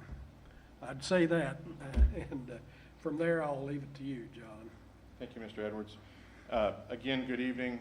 John Dobashewitz for the record, a land use professional with law firm of Nelson and Frankenberger. We do represent the petitioner Animal Eye Clinic, and present on behalf of the petitioner this evening in the front row to my right is Jordan and Rachel Davis, the owners. Tim O'Brien, who's assisting the Davises with the purchase, land purchase, and Jim Schinover, an attorney with our office. As was noted, the matter before the council this evening is an introduction of an amendment to the Bridgewater PUD. The real estate is outlined yellow here on this display. The parcel is located along Gray Road in the Bridgewater Corporate Village. The Bridgewater Corporate Village encompasses a larger area approximately in this location. The subject real estate is located at the northwest corner of Killarney Drive and Gray Road. The current zoning of the real estate is Area Z of the Bridgewater PUD, and the parcel is vacant in use. The applicant, Animal Eye Clinic, desires to develop a new clinic, veterinary clinics, and hospitals without boarding, as Mr. Edwards noted, on the real estate. Currently, the zoning of the real estate would not permit for this use without a PUD amendment consideration by the council. Animal Eye Clinic is currently located in the Bridgewater Marketplace down near Gray Road and 146th Street between the Toros Restaurant and Classic Cleaners. The Pancake House is also in that same building to the south. AEC is a specialized veterinary clinic with a practice limited only to diseases and treatment of the eyes, ophthalmology, in dogs and cats. Approval of the proposed amendment would only add this as a permitted use. It wouldn't restrict others currently permitted on the real estate. And this proposed use, as noted, would include no overnight boarding of animals. Additionally, all existing architectural and design requirements of the Bridgewater PUD are pertaining to the real estate are unchanged. What might that mean? That might mean if you drive by there today and see the buildings constructed in the corporate village, this building would be very similar in design to those as pursuant to the requirements for building design within that area. In conclusion, the matter is scheduled for public hearing before the Plan Commission on December 7th, and we will have a neighborhood meeting in advance of the Plan Commission meeting where we would invite all those who would receive notice of the public hearing to a meeting in advance so we can inform them of the request and address any questions they might have to make efficient use of the Plan Commission's time on December 7th. Appreciate your time this evening. Be glad to take any additional comments or questions in advance of us proceeding. Is this a patient right here? Oh, okay. Well, sounds like an interesting use. I'd never thought of such a thing, but the world's full of things I never thought of, so sounds good. Any questions from the council? This is Cindy Spoljaric. Just one comment. I have a blind dog, and she's actually a patient at that current facility at the Bridgewater. And so I just wanted to say it's incredibly quiet kind of use, and I personally feel comfortable with it. It's very akin to what would be, for an individual person and not an animal. These are typically blind dogs or definitely having trouble-sighted creatures, so they don't go out and walk around and create a bunch of trouble, if you will. So I would be in favor, though, of restricting its use to, again, that subspecialty, if you will, and so this wasn't, potentially in the future used for a broader, veterinary kind of facility. So just as long as we can make sure that's in there. Okay. Any other questions? Thank you, John. You're welcome. And Ms. Spoljaric and I spoke last week. She mentioned to me that concern, and prior to returning back to you, we'll consider modifying the ordinance and request Plan Commission's recommendation on the specificity that she had described. Okay. Thank you. Okay, the next item is Somerset PUD. Corey Harris. See the bulldozers are working. Good evening, Paul Munoz with Silverthorne Homes. Here tonight to present on behalf or introduction of the Somerset PUD. Maybe it's not the one I was thinking of.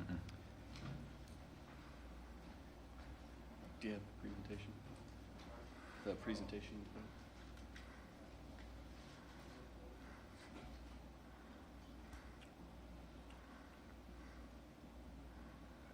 So as you can see here is the location in question.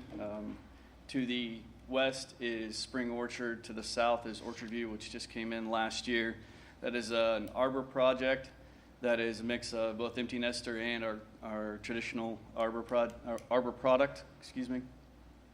You have Garden Market up there to the northeast, and you have Lancaster to the north.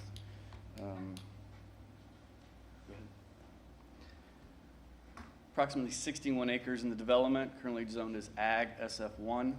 Proposed zoning would be the PUD. Density is right at 2.5 units per acre, and the number of homes is 151 on the parcel. Has preservation of approximately 14 acres of open space.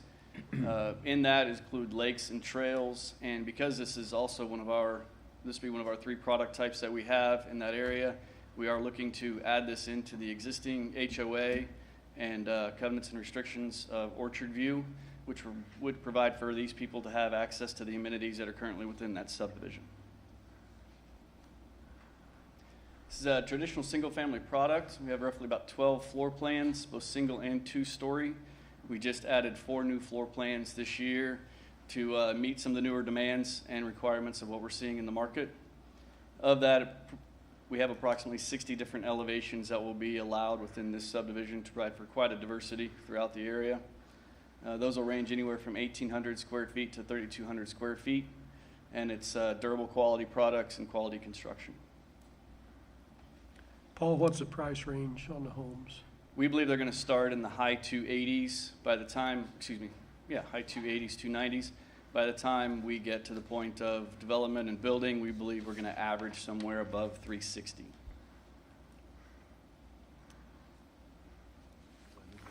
Anybody have any questions for Mr. Munoz?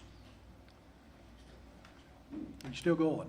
Oh, we just got a couple more quick things for you.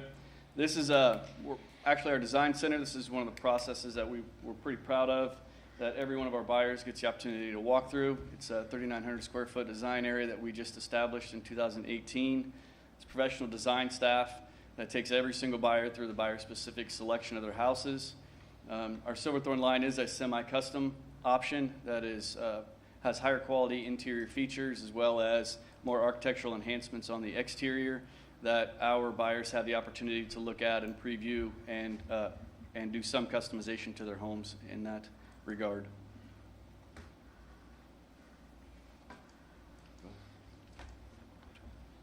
Okay, any questions from the council? Yes, can I see the map again where Orchard View is? Is it right next door? So Orchard View is to the south. Okay. So, where?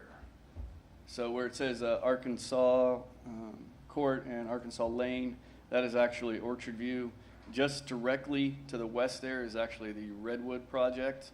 And then if you wrap around the bottom of that is the rest of Orchard View, which is actually going to be our first section. That'll be our empty nester product. That'll be established to be the first empty nester project we've got. It's a brand new product. So what amenities will they be sharing? So there's actually, if you go to the next slide, which shows the layout, there's a trail that runs up and around the pond, which would be kind of a focal feature for us. But that trail also runs south across the top of Orchard View, across the top of Redwood, and all the way over to Casey Road to connect into the rest of the trail system. And then in Orchard View, we have 2 separate parks that have playgrounds, picnic areas, and a couple of other amenities within those. So are they connected, is there a road that connects them as well, or just a trail? Sure, there's 2 road stubs that come to the south that'll connect into the Orchard View. And there's also the 2 that'll connect into Spring Orchard to the west.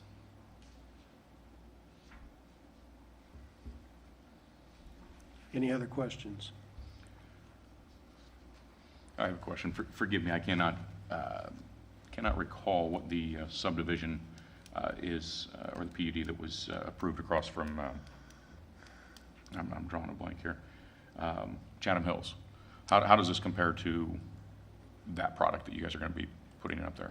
So that, I believe, is a mixture of our arbor and our empty nest, along with some silverthorn. This will be our silverthorn line, which is our second-time buyer, move-up home that we have. It's a little bit nicer architectural features as well as different floor plans. So it's another product type. So the homes that are going in there, if I heard you correctly, the homes that are going in there, some of those are going to be this product here.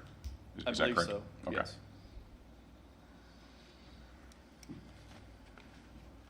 Any other questions? Okay, it looks like it's on to the Plan Commission, Paul. Yes. Just one last clarification. We do have a community meeting coming up on the 11th at 6:30 at the Monon Trails Elementary. We have sent out notice to all of those, along with our public notice to anyone within the public notice area. And that is located at 19 400 Tomlinson Road, just for anybody who's interested in attending. Thank you. Okay, thank you, Paul. Thank you. Appreciate it. Okay, the next item is Moon Commercial PUD. Is anybody here to speak to that? Dane Crabtree. Sorry, Dane, I never get that right. Caleb Ernest. Caleb Ernest, I'm sorry, Caleb. I didn't get it right the next time either. It's been a long evening. Good evening, council. For the record, Caleb Ernest with the Community Development Department. The item presented for introduction is a new planned unit development district called Moon Commercial PUD. The area in this PUD is approximately 12 acres and is currently zoned the SF5 single-family high-density district villages. The area is located at 1181 West State Road 32, generally at the southwest intersection of State Road 32 and Eagletown Road. The PUD proposes a new concrete production facility. Pat Chittenden and Andrew Greenwood of Patch Development are here tonight. They plan on making a brief presentation. If you have any questions, they are available, as am I, should you have any questions for staff. Thank you. Okay. Good evening. For the record, Andrew Greenwood with Patch Development.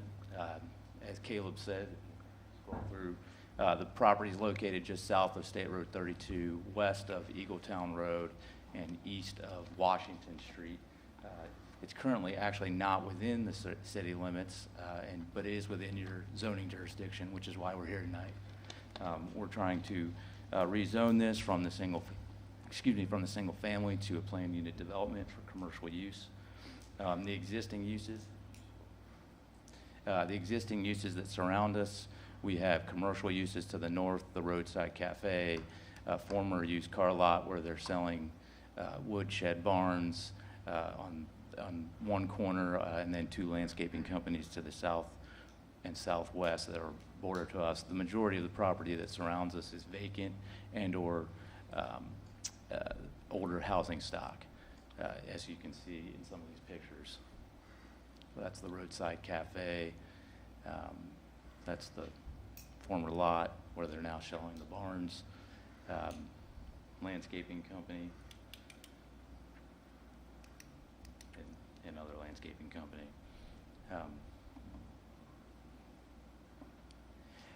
As you can see in our site plan, we've tried to buffer the area here. We will have only a right in and right out on State Road 32. The access to turn left if you were going westbound would be on Washington Street, which would be improved, and then entrances on the west side of the property.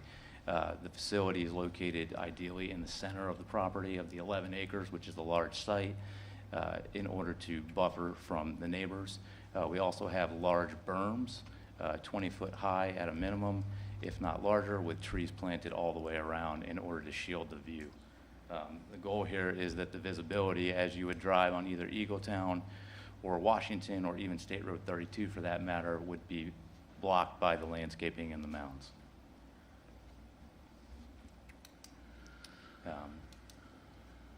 The current traffic on State Road 32, according to NDOT, I don't know if this is adjusted for the current times, but what we were told was 6,500 vehicles per day.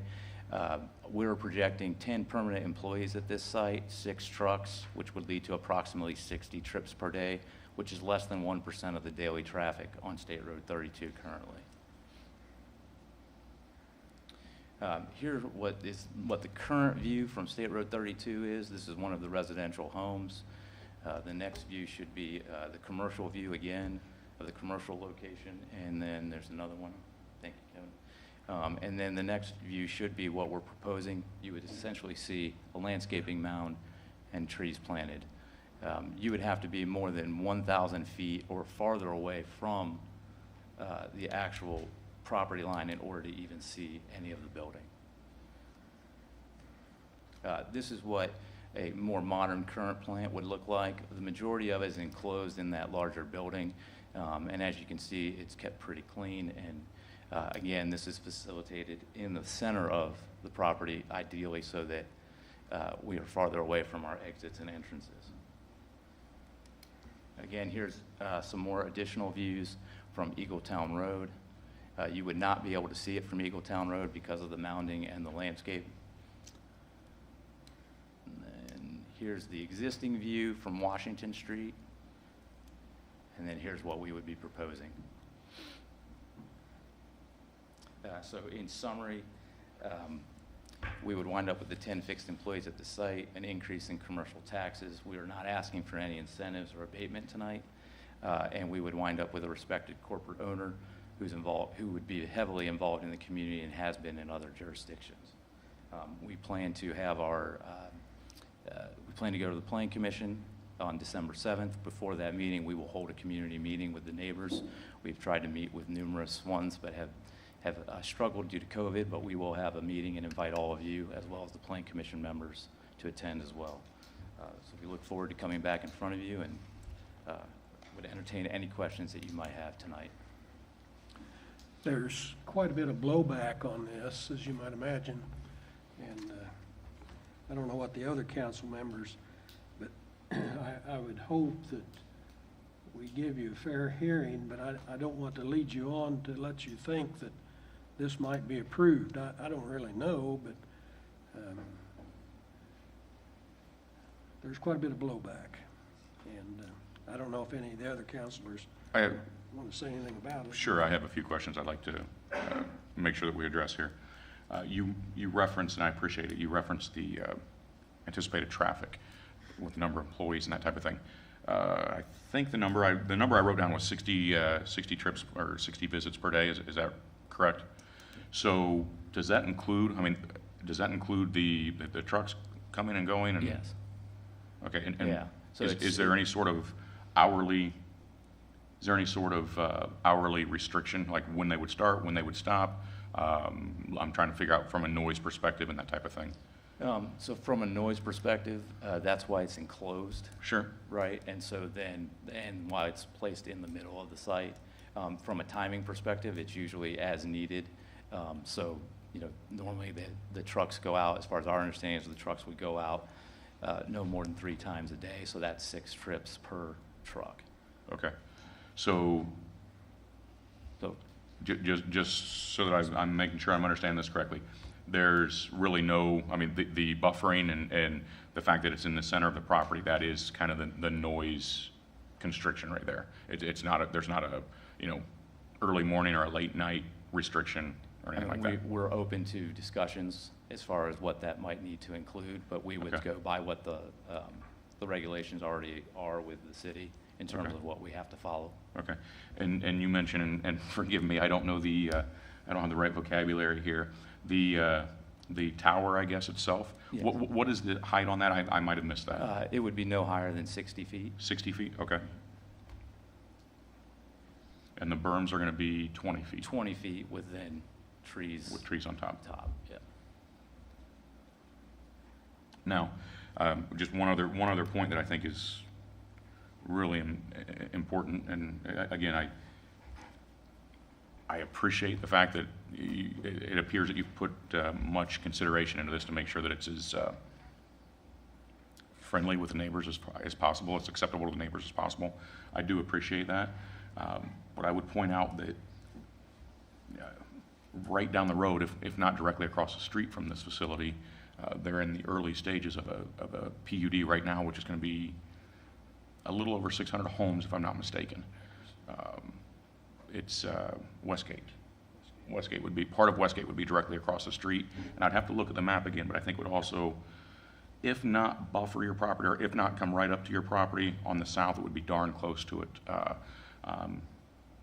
And again, I'm just throwing out my concerns right now. That's something that we need to certainly,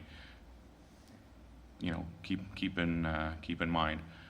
Nobody's there yet, but we need to be considerate of the fact that there are going to be people there.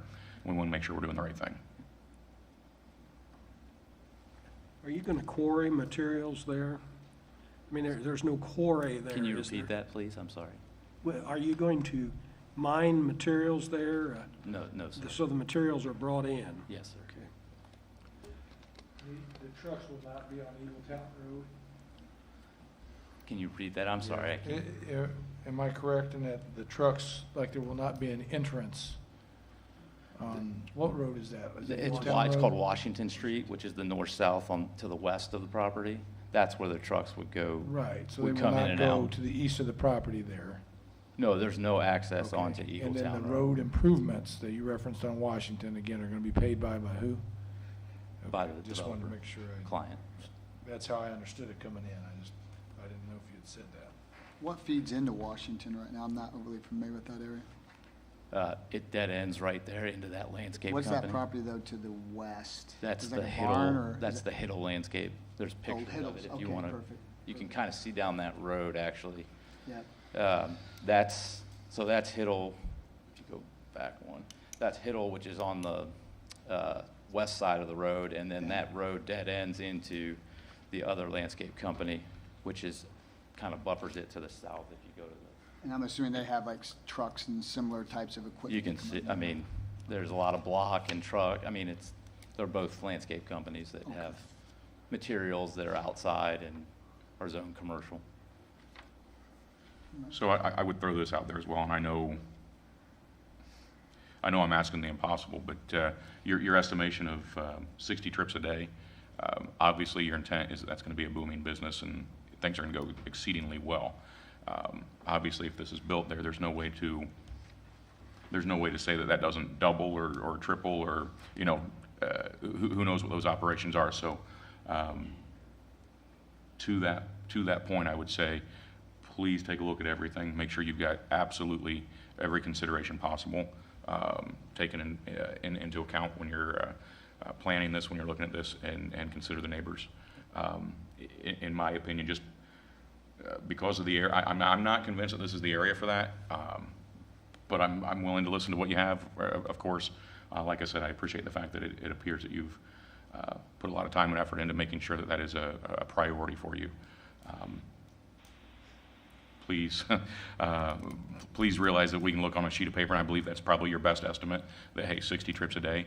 But once that's built, if that's 90, if that's 100 trips a day, there's nothing we can do about that. It is what it is at that point, and we've got people that are very frustrated and very unhappy. I would just go back to the point that there's 6,500 trips a day on 32, which is no more than 500 feet from where we'll be. And the neighbors, if you go back to it, you really only have about 3 actual neighbors on that Washington Street that aren't commercial. So I think there's only 3 residences. Those are mostly vacant lots to the west. So in terms of traffic on that road, and we would be improving it, I think we're committed to doing that and understand that if it did go to 100 trucks and we would take care of the road. We would have to. Directly, so the road is one thing, but also the noise and the concern of the neighbors. Sure. Because again, on that map, if I'm not mistaken, directly to the east there on Eagletown Road, those are going to be single-family homes. It's already been approved. And I'm very near your southern border there. Those are also single-family homes as well, if not right up to your border there. Again, I'd have to double-check that. I believe it's south of the blue commercial, that line there. There is. Okay. I believe that we were made aware that there was plans at some point in time for a subdivision there. So, yeah. Yeah.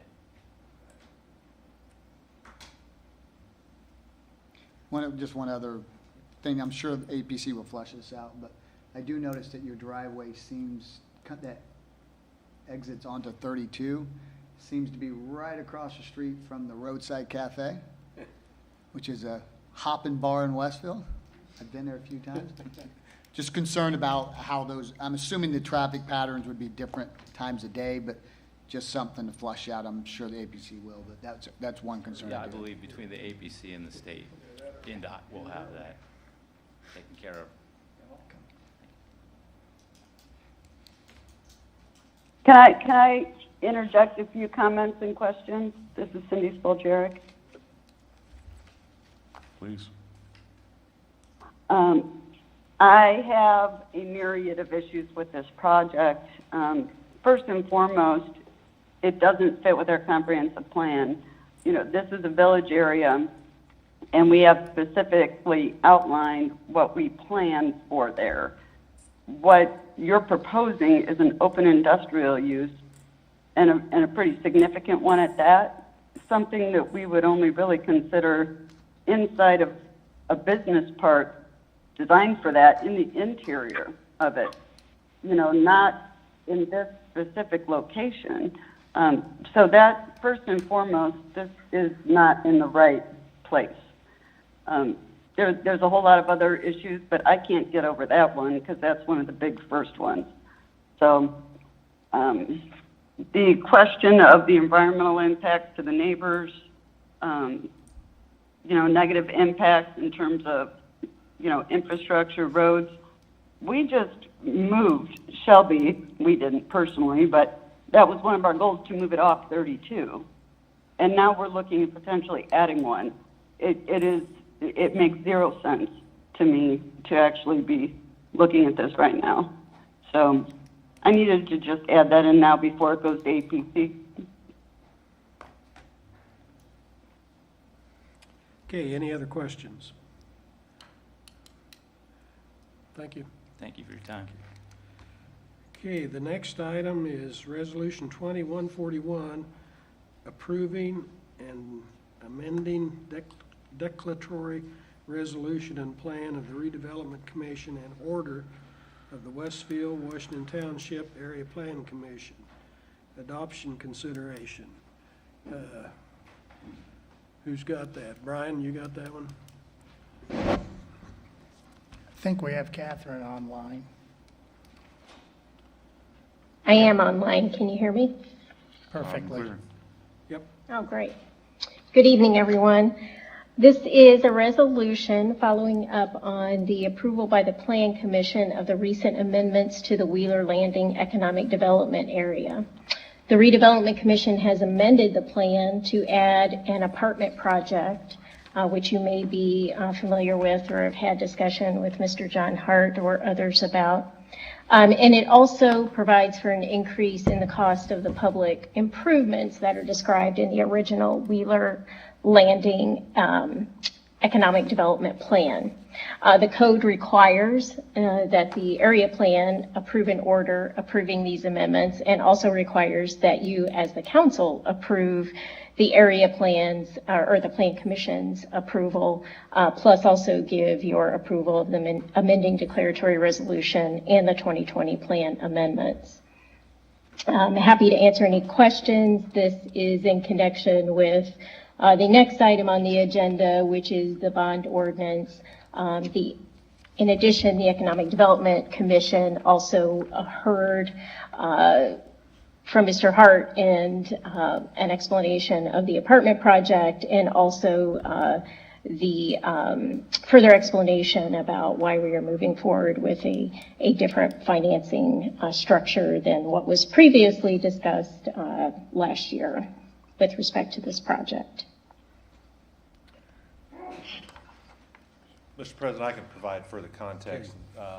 What you have before you is connected to a previously approved development agreement prior to you all taking your seats related to the Wheeler Landing development. It's a sub-allocated area. It's a reimbursement agreement, whereas they have borrowed the money or will borrow the money. They have their financing, they have their lender in place. But the previous draft compelled all parties to come back for any sort of amendments. And since that time, we have renegotiated this post-COVID. Lending markets have gotten a little tight. However, the developers have secured a tenant in that of the J.C. Hart apartment developers. And so what you have before you tonight is a reimbursed amount of approximately just under $8 million.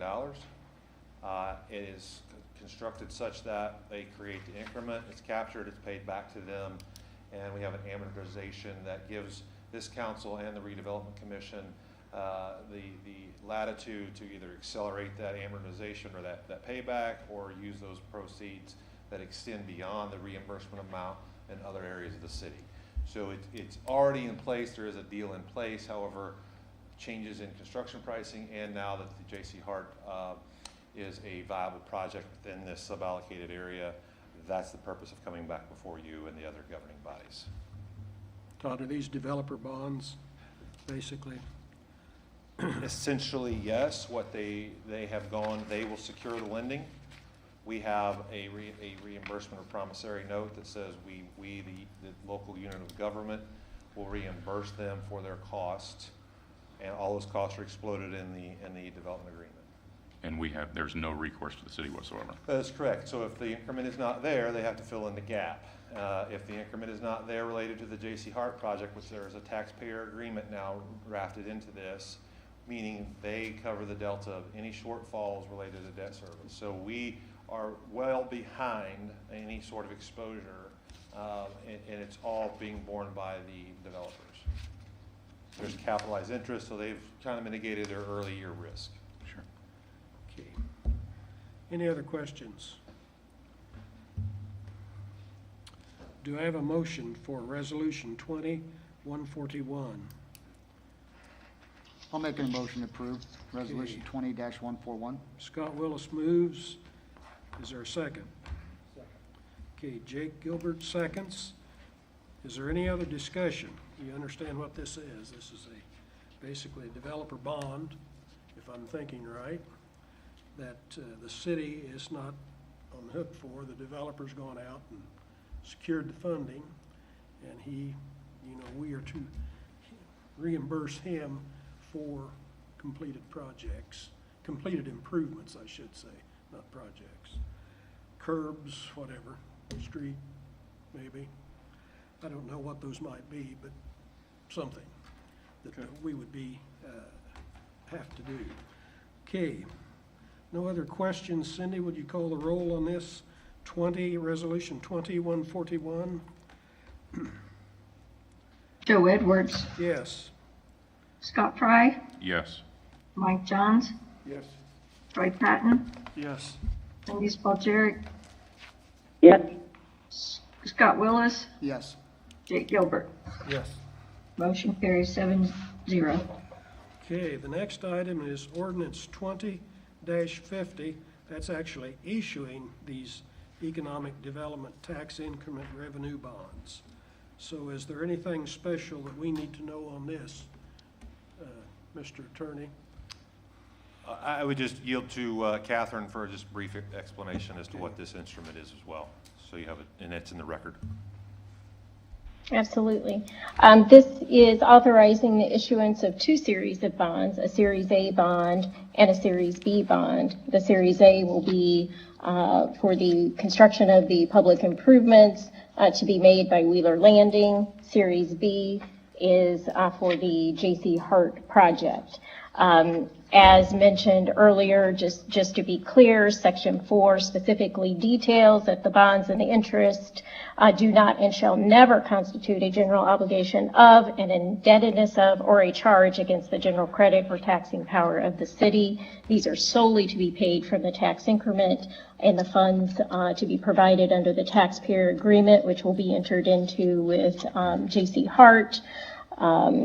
And so, as has been previously stated, these are development bonds. Okay. Do we have a motion? Do we have a motion on this? That's just an introduction. Well, this is just an introduction. Okay, I'm sorry. Adoption consideration on the 23rd. Okay. So for the council's edification, in just a single project, that of the J.C. Hart project, the increment, the projected increment that they will produce will more than satisfy the reimbursement obligation related to the bonds for Wheeler. So there will be an obligated amount that with you and the RDC, you agree on how you want to treat that, roughly $200,000. You want to pay this down quicker?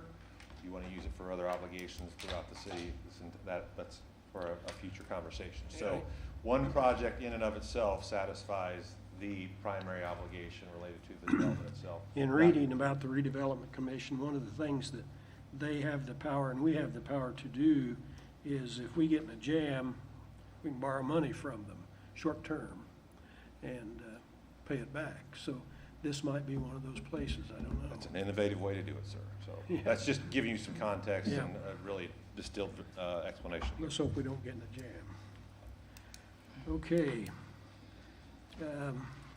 Residents, I thought I saw Dave Mueller out there, but I don't see him here anymore. He's the one I missed when I didn't have this on my agenda a couple of months ago. But if there's any residents who wish to address the council, now's the time to do it. Kevin, we have any cards? I do not. What about online comments, Are there any online comments? emails, or anything like that? Okay, hearing none, I think we do have a city council comment. Troy? Yeah, it's late, so let's make it just a little bit later. All right, so I just have a couple things that, and I'll send an email out to everybody, but I just want to kind of be on the record. We have a couple things, obviously to address. One's with the audit review that we're doing with Baker Tilly and and the other folks. I mean, we had the State Board of Accounts, obviously, come in and say, what some of our things that we probably need to clean up are. I would like to see, at least at the next Finance Committee meeting, an update from those guys where we're at, because from what I can tell, we're probably embarking on about $100,000 of costs. And I have no doubt that thing's going to be $250,000 to $500,000 to probably tell us the exact same thing that we've already known. The only thing that I would suspect is maybe they give us some systems and processes that are escaping us now. That's pretty expensive, so I mean, I hope it's worth it. Number two,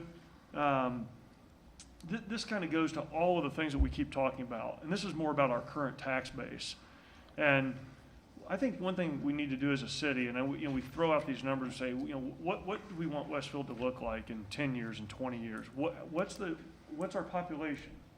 How many corporate citizens do we want? Where do we want to stretch to? What is our tax base? I read the sustainability report again, and I went over it last week.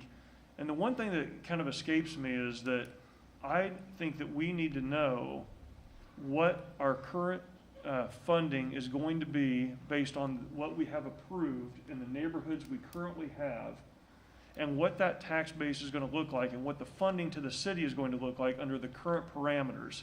Because from what I can tell, just based on, if I just take the average cost tax rate, we are going to be well funded.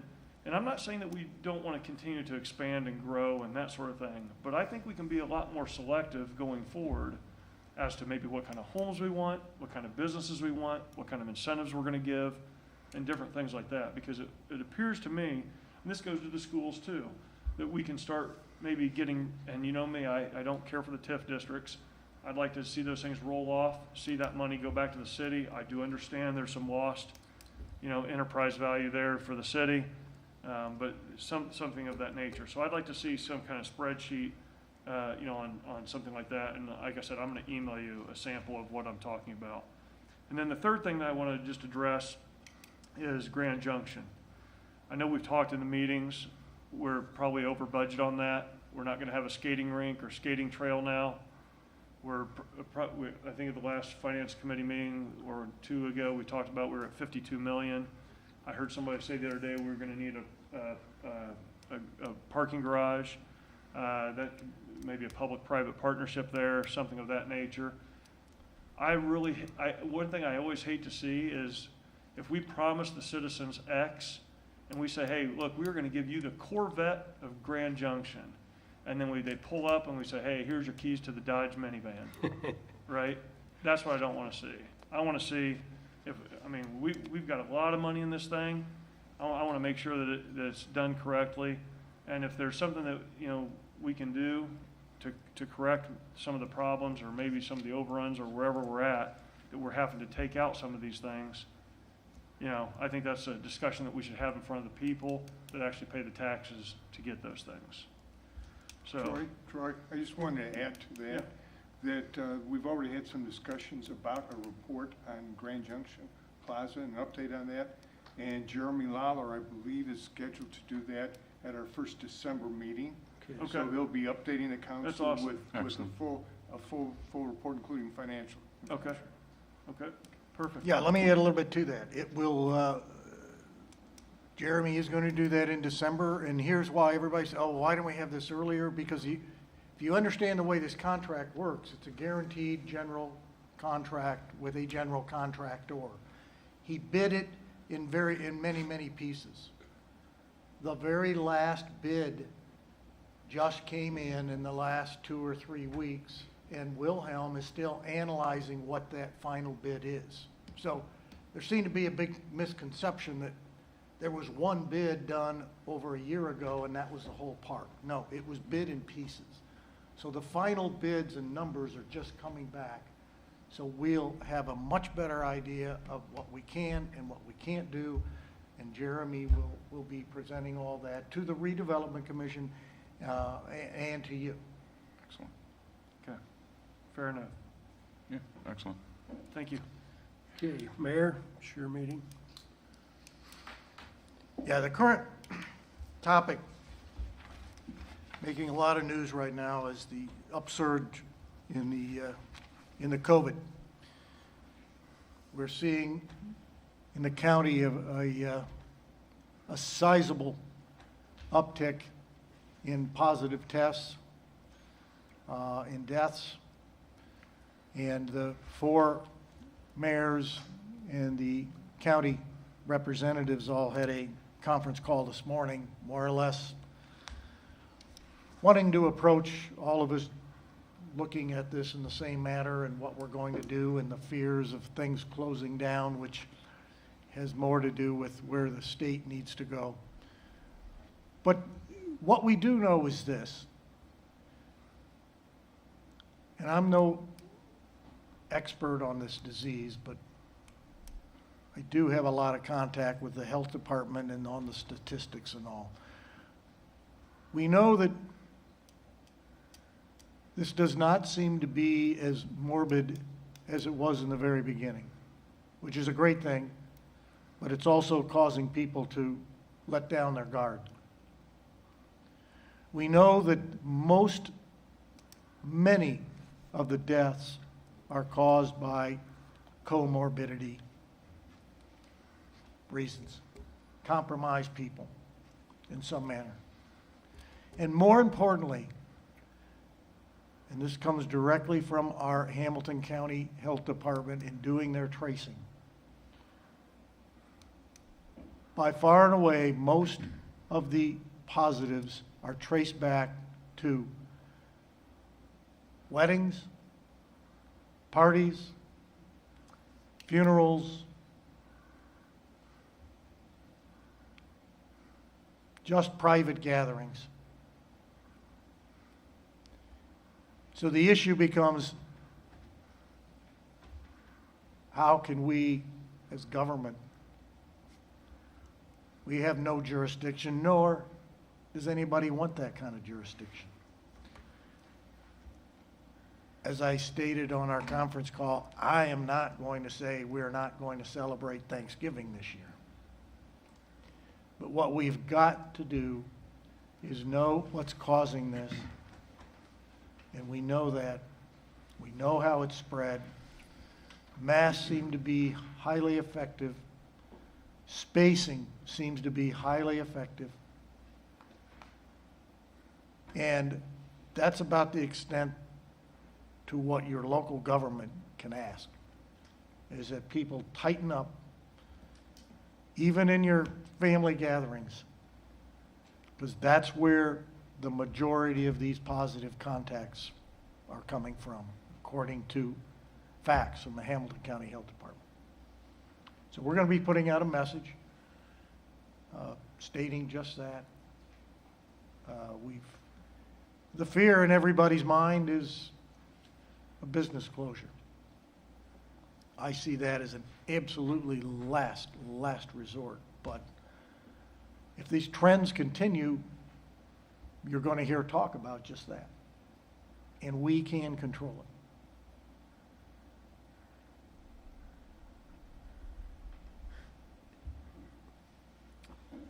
Okay, anything else? We have listed an executive session. Brian, do you have anything for us? Okay. Ann? Okay. All right, we're adjourned. All right.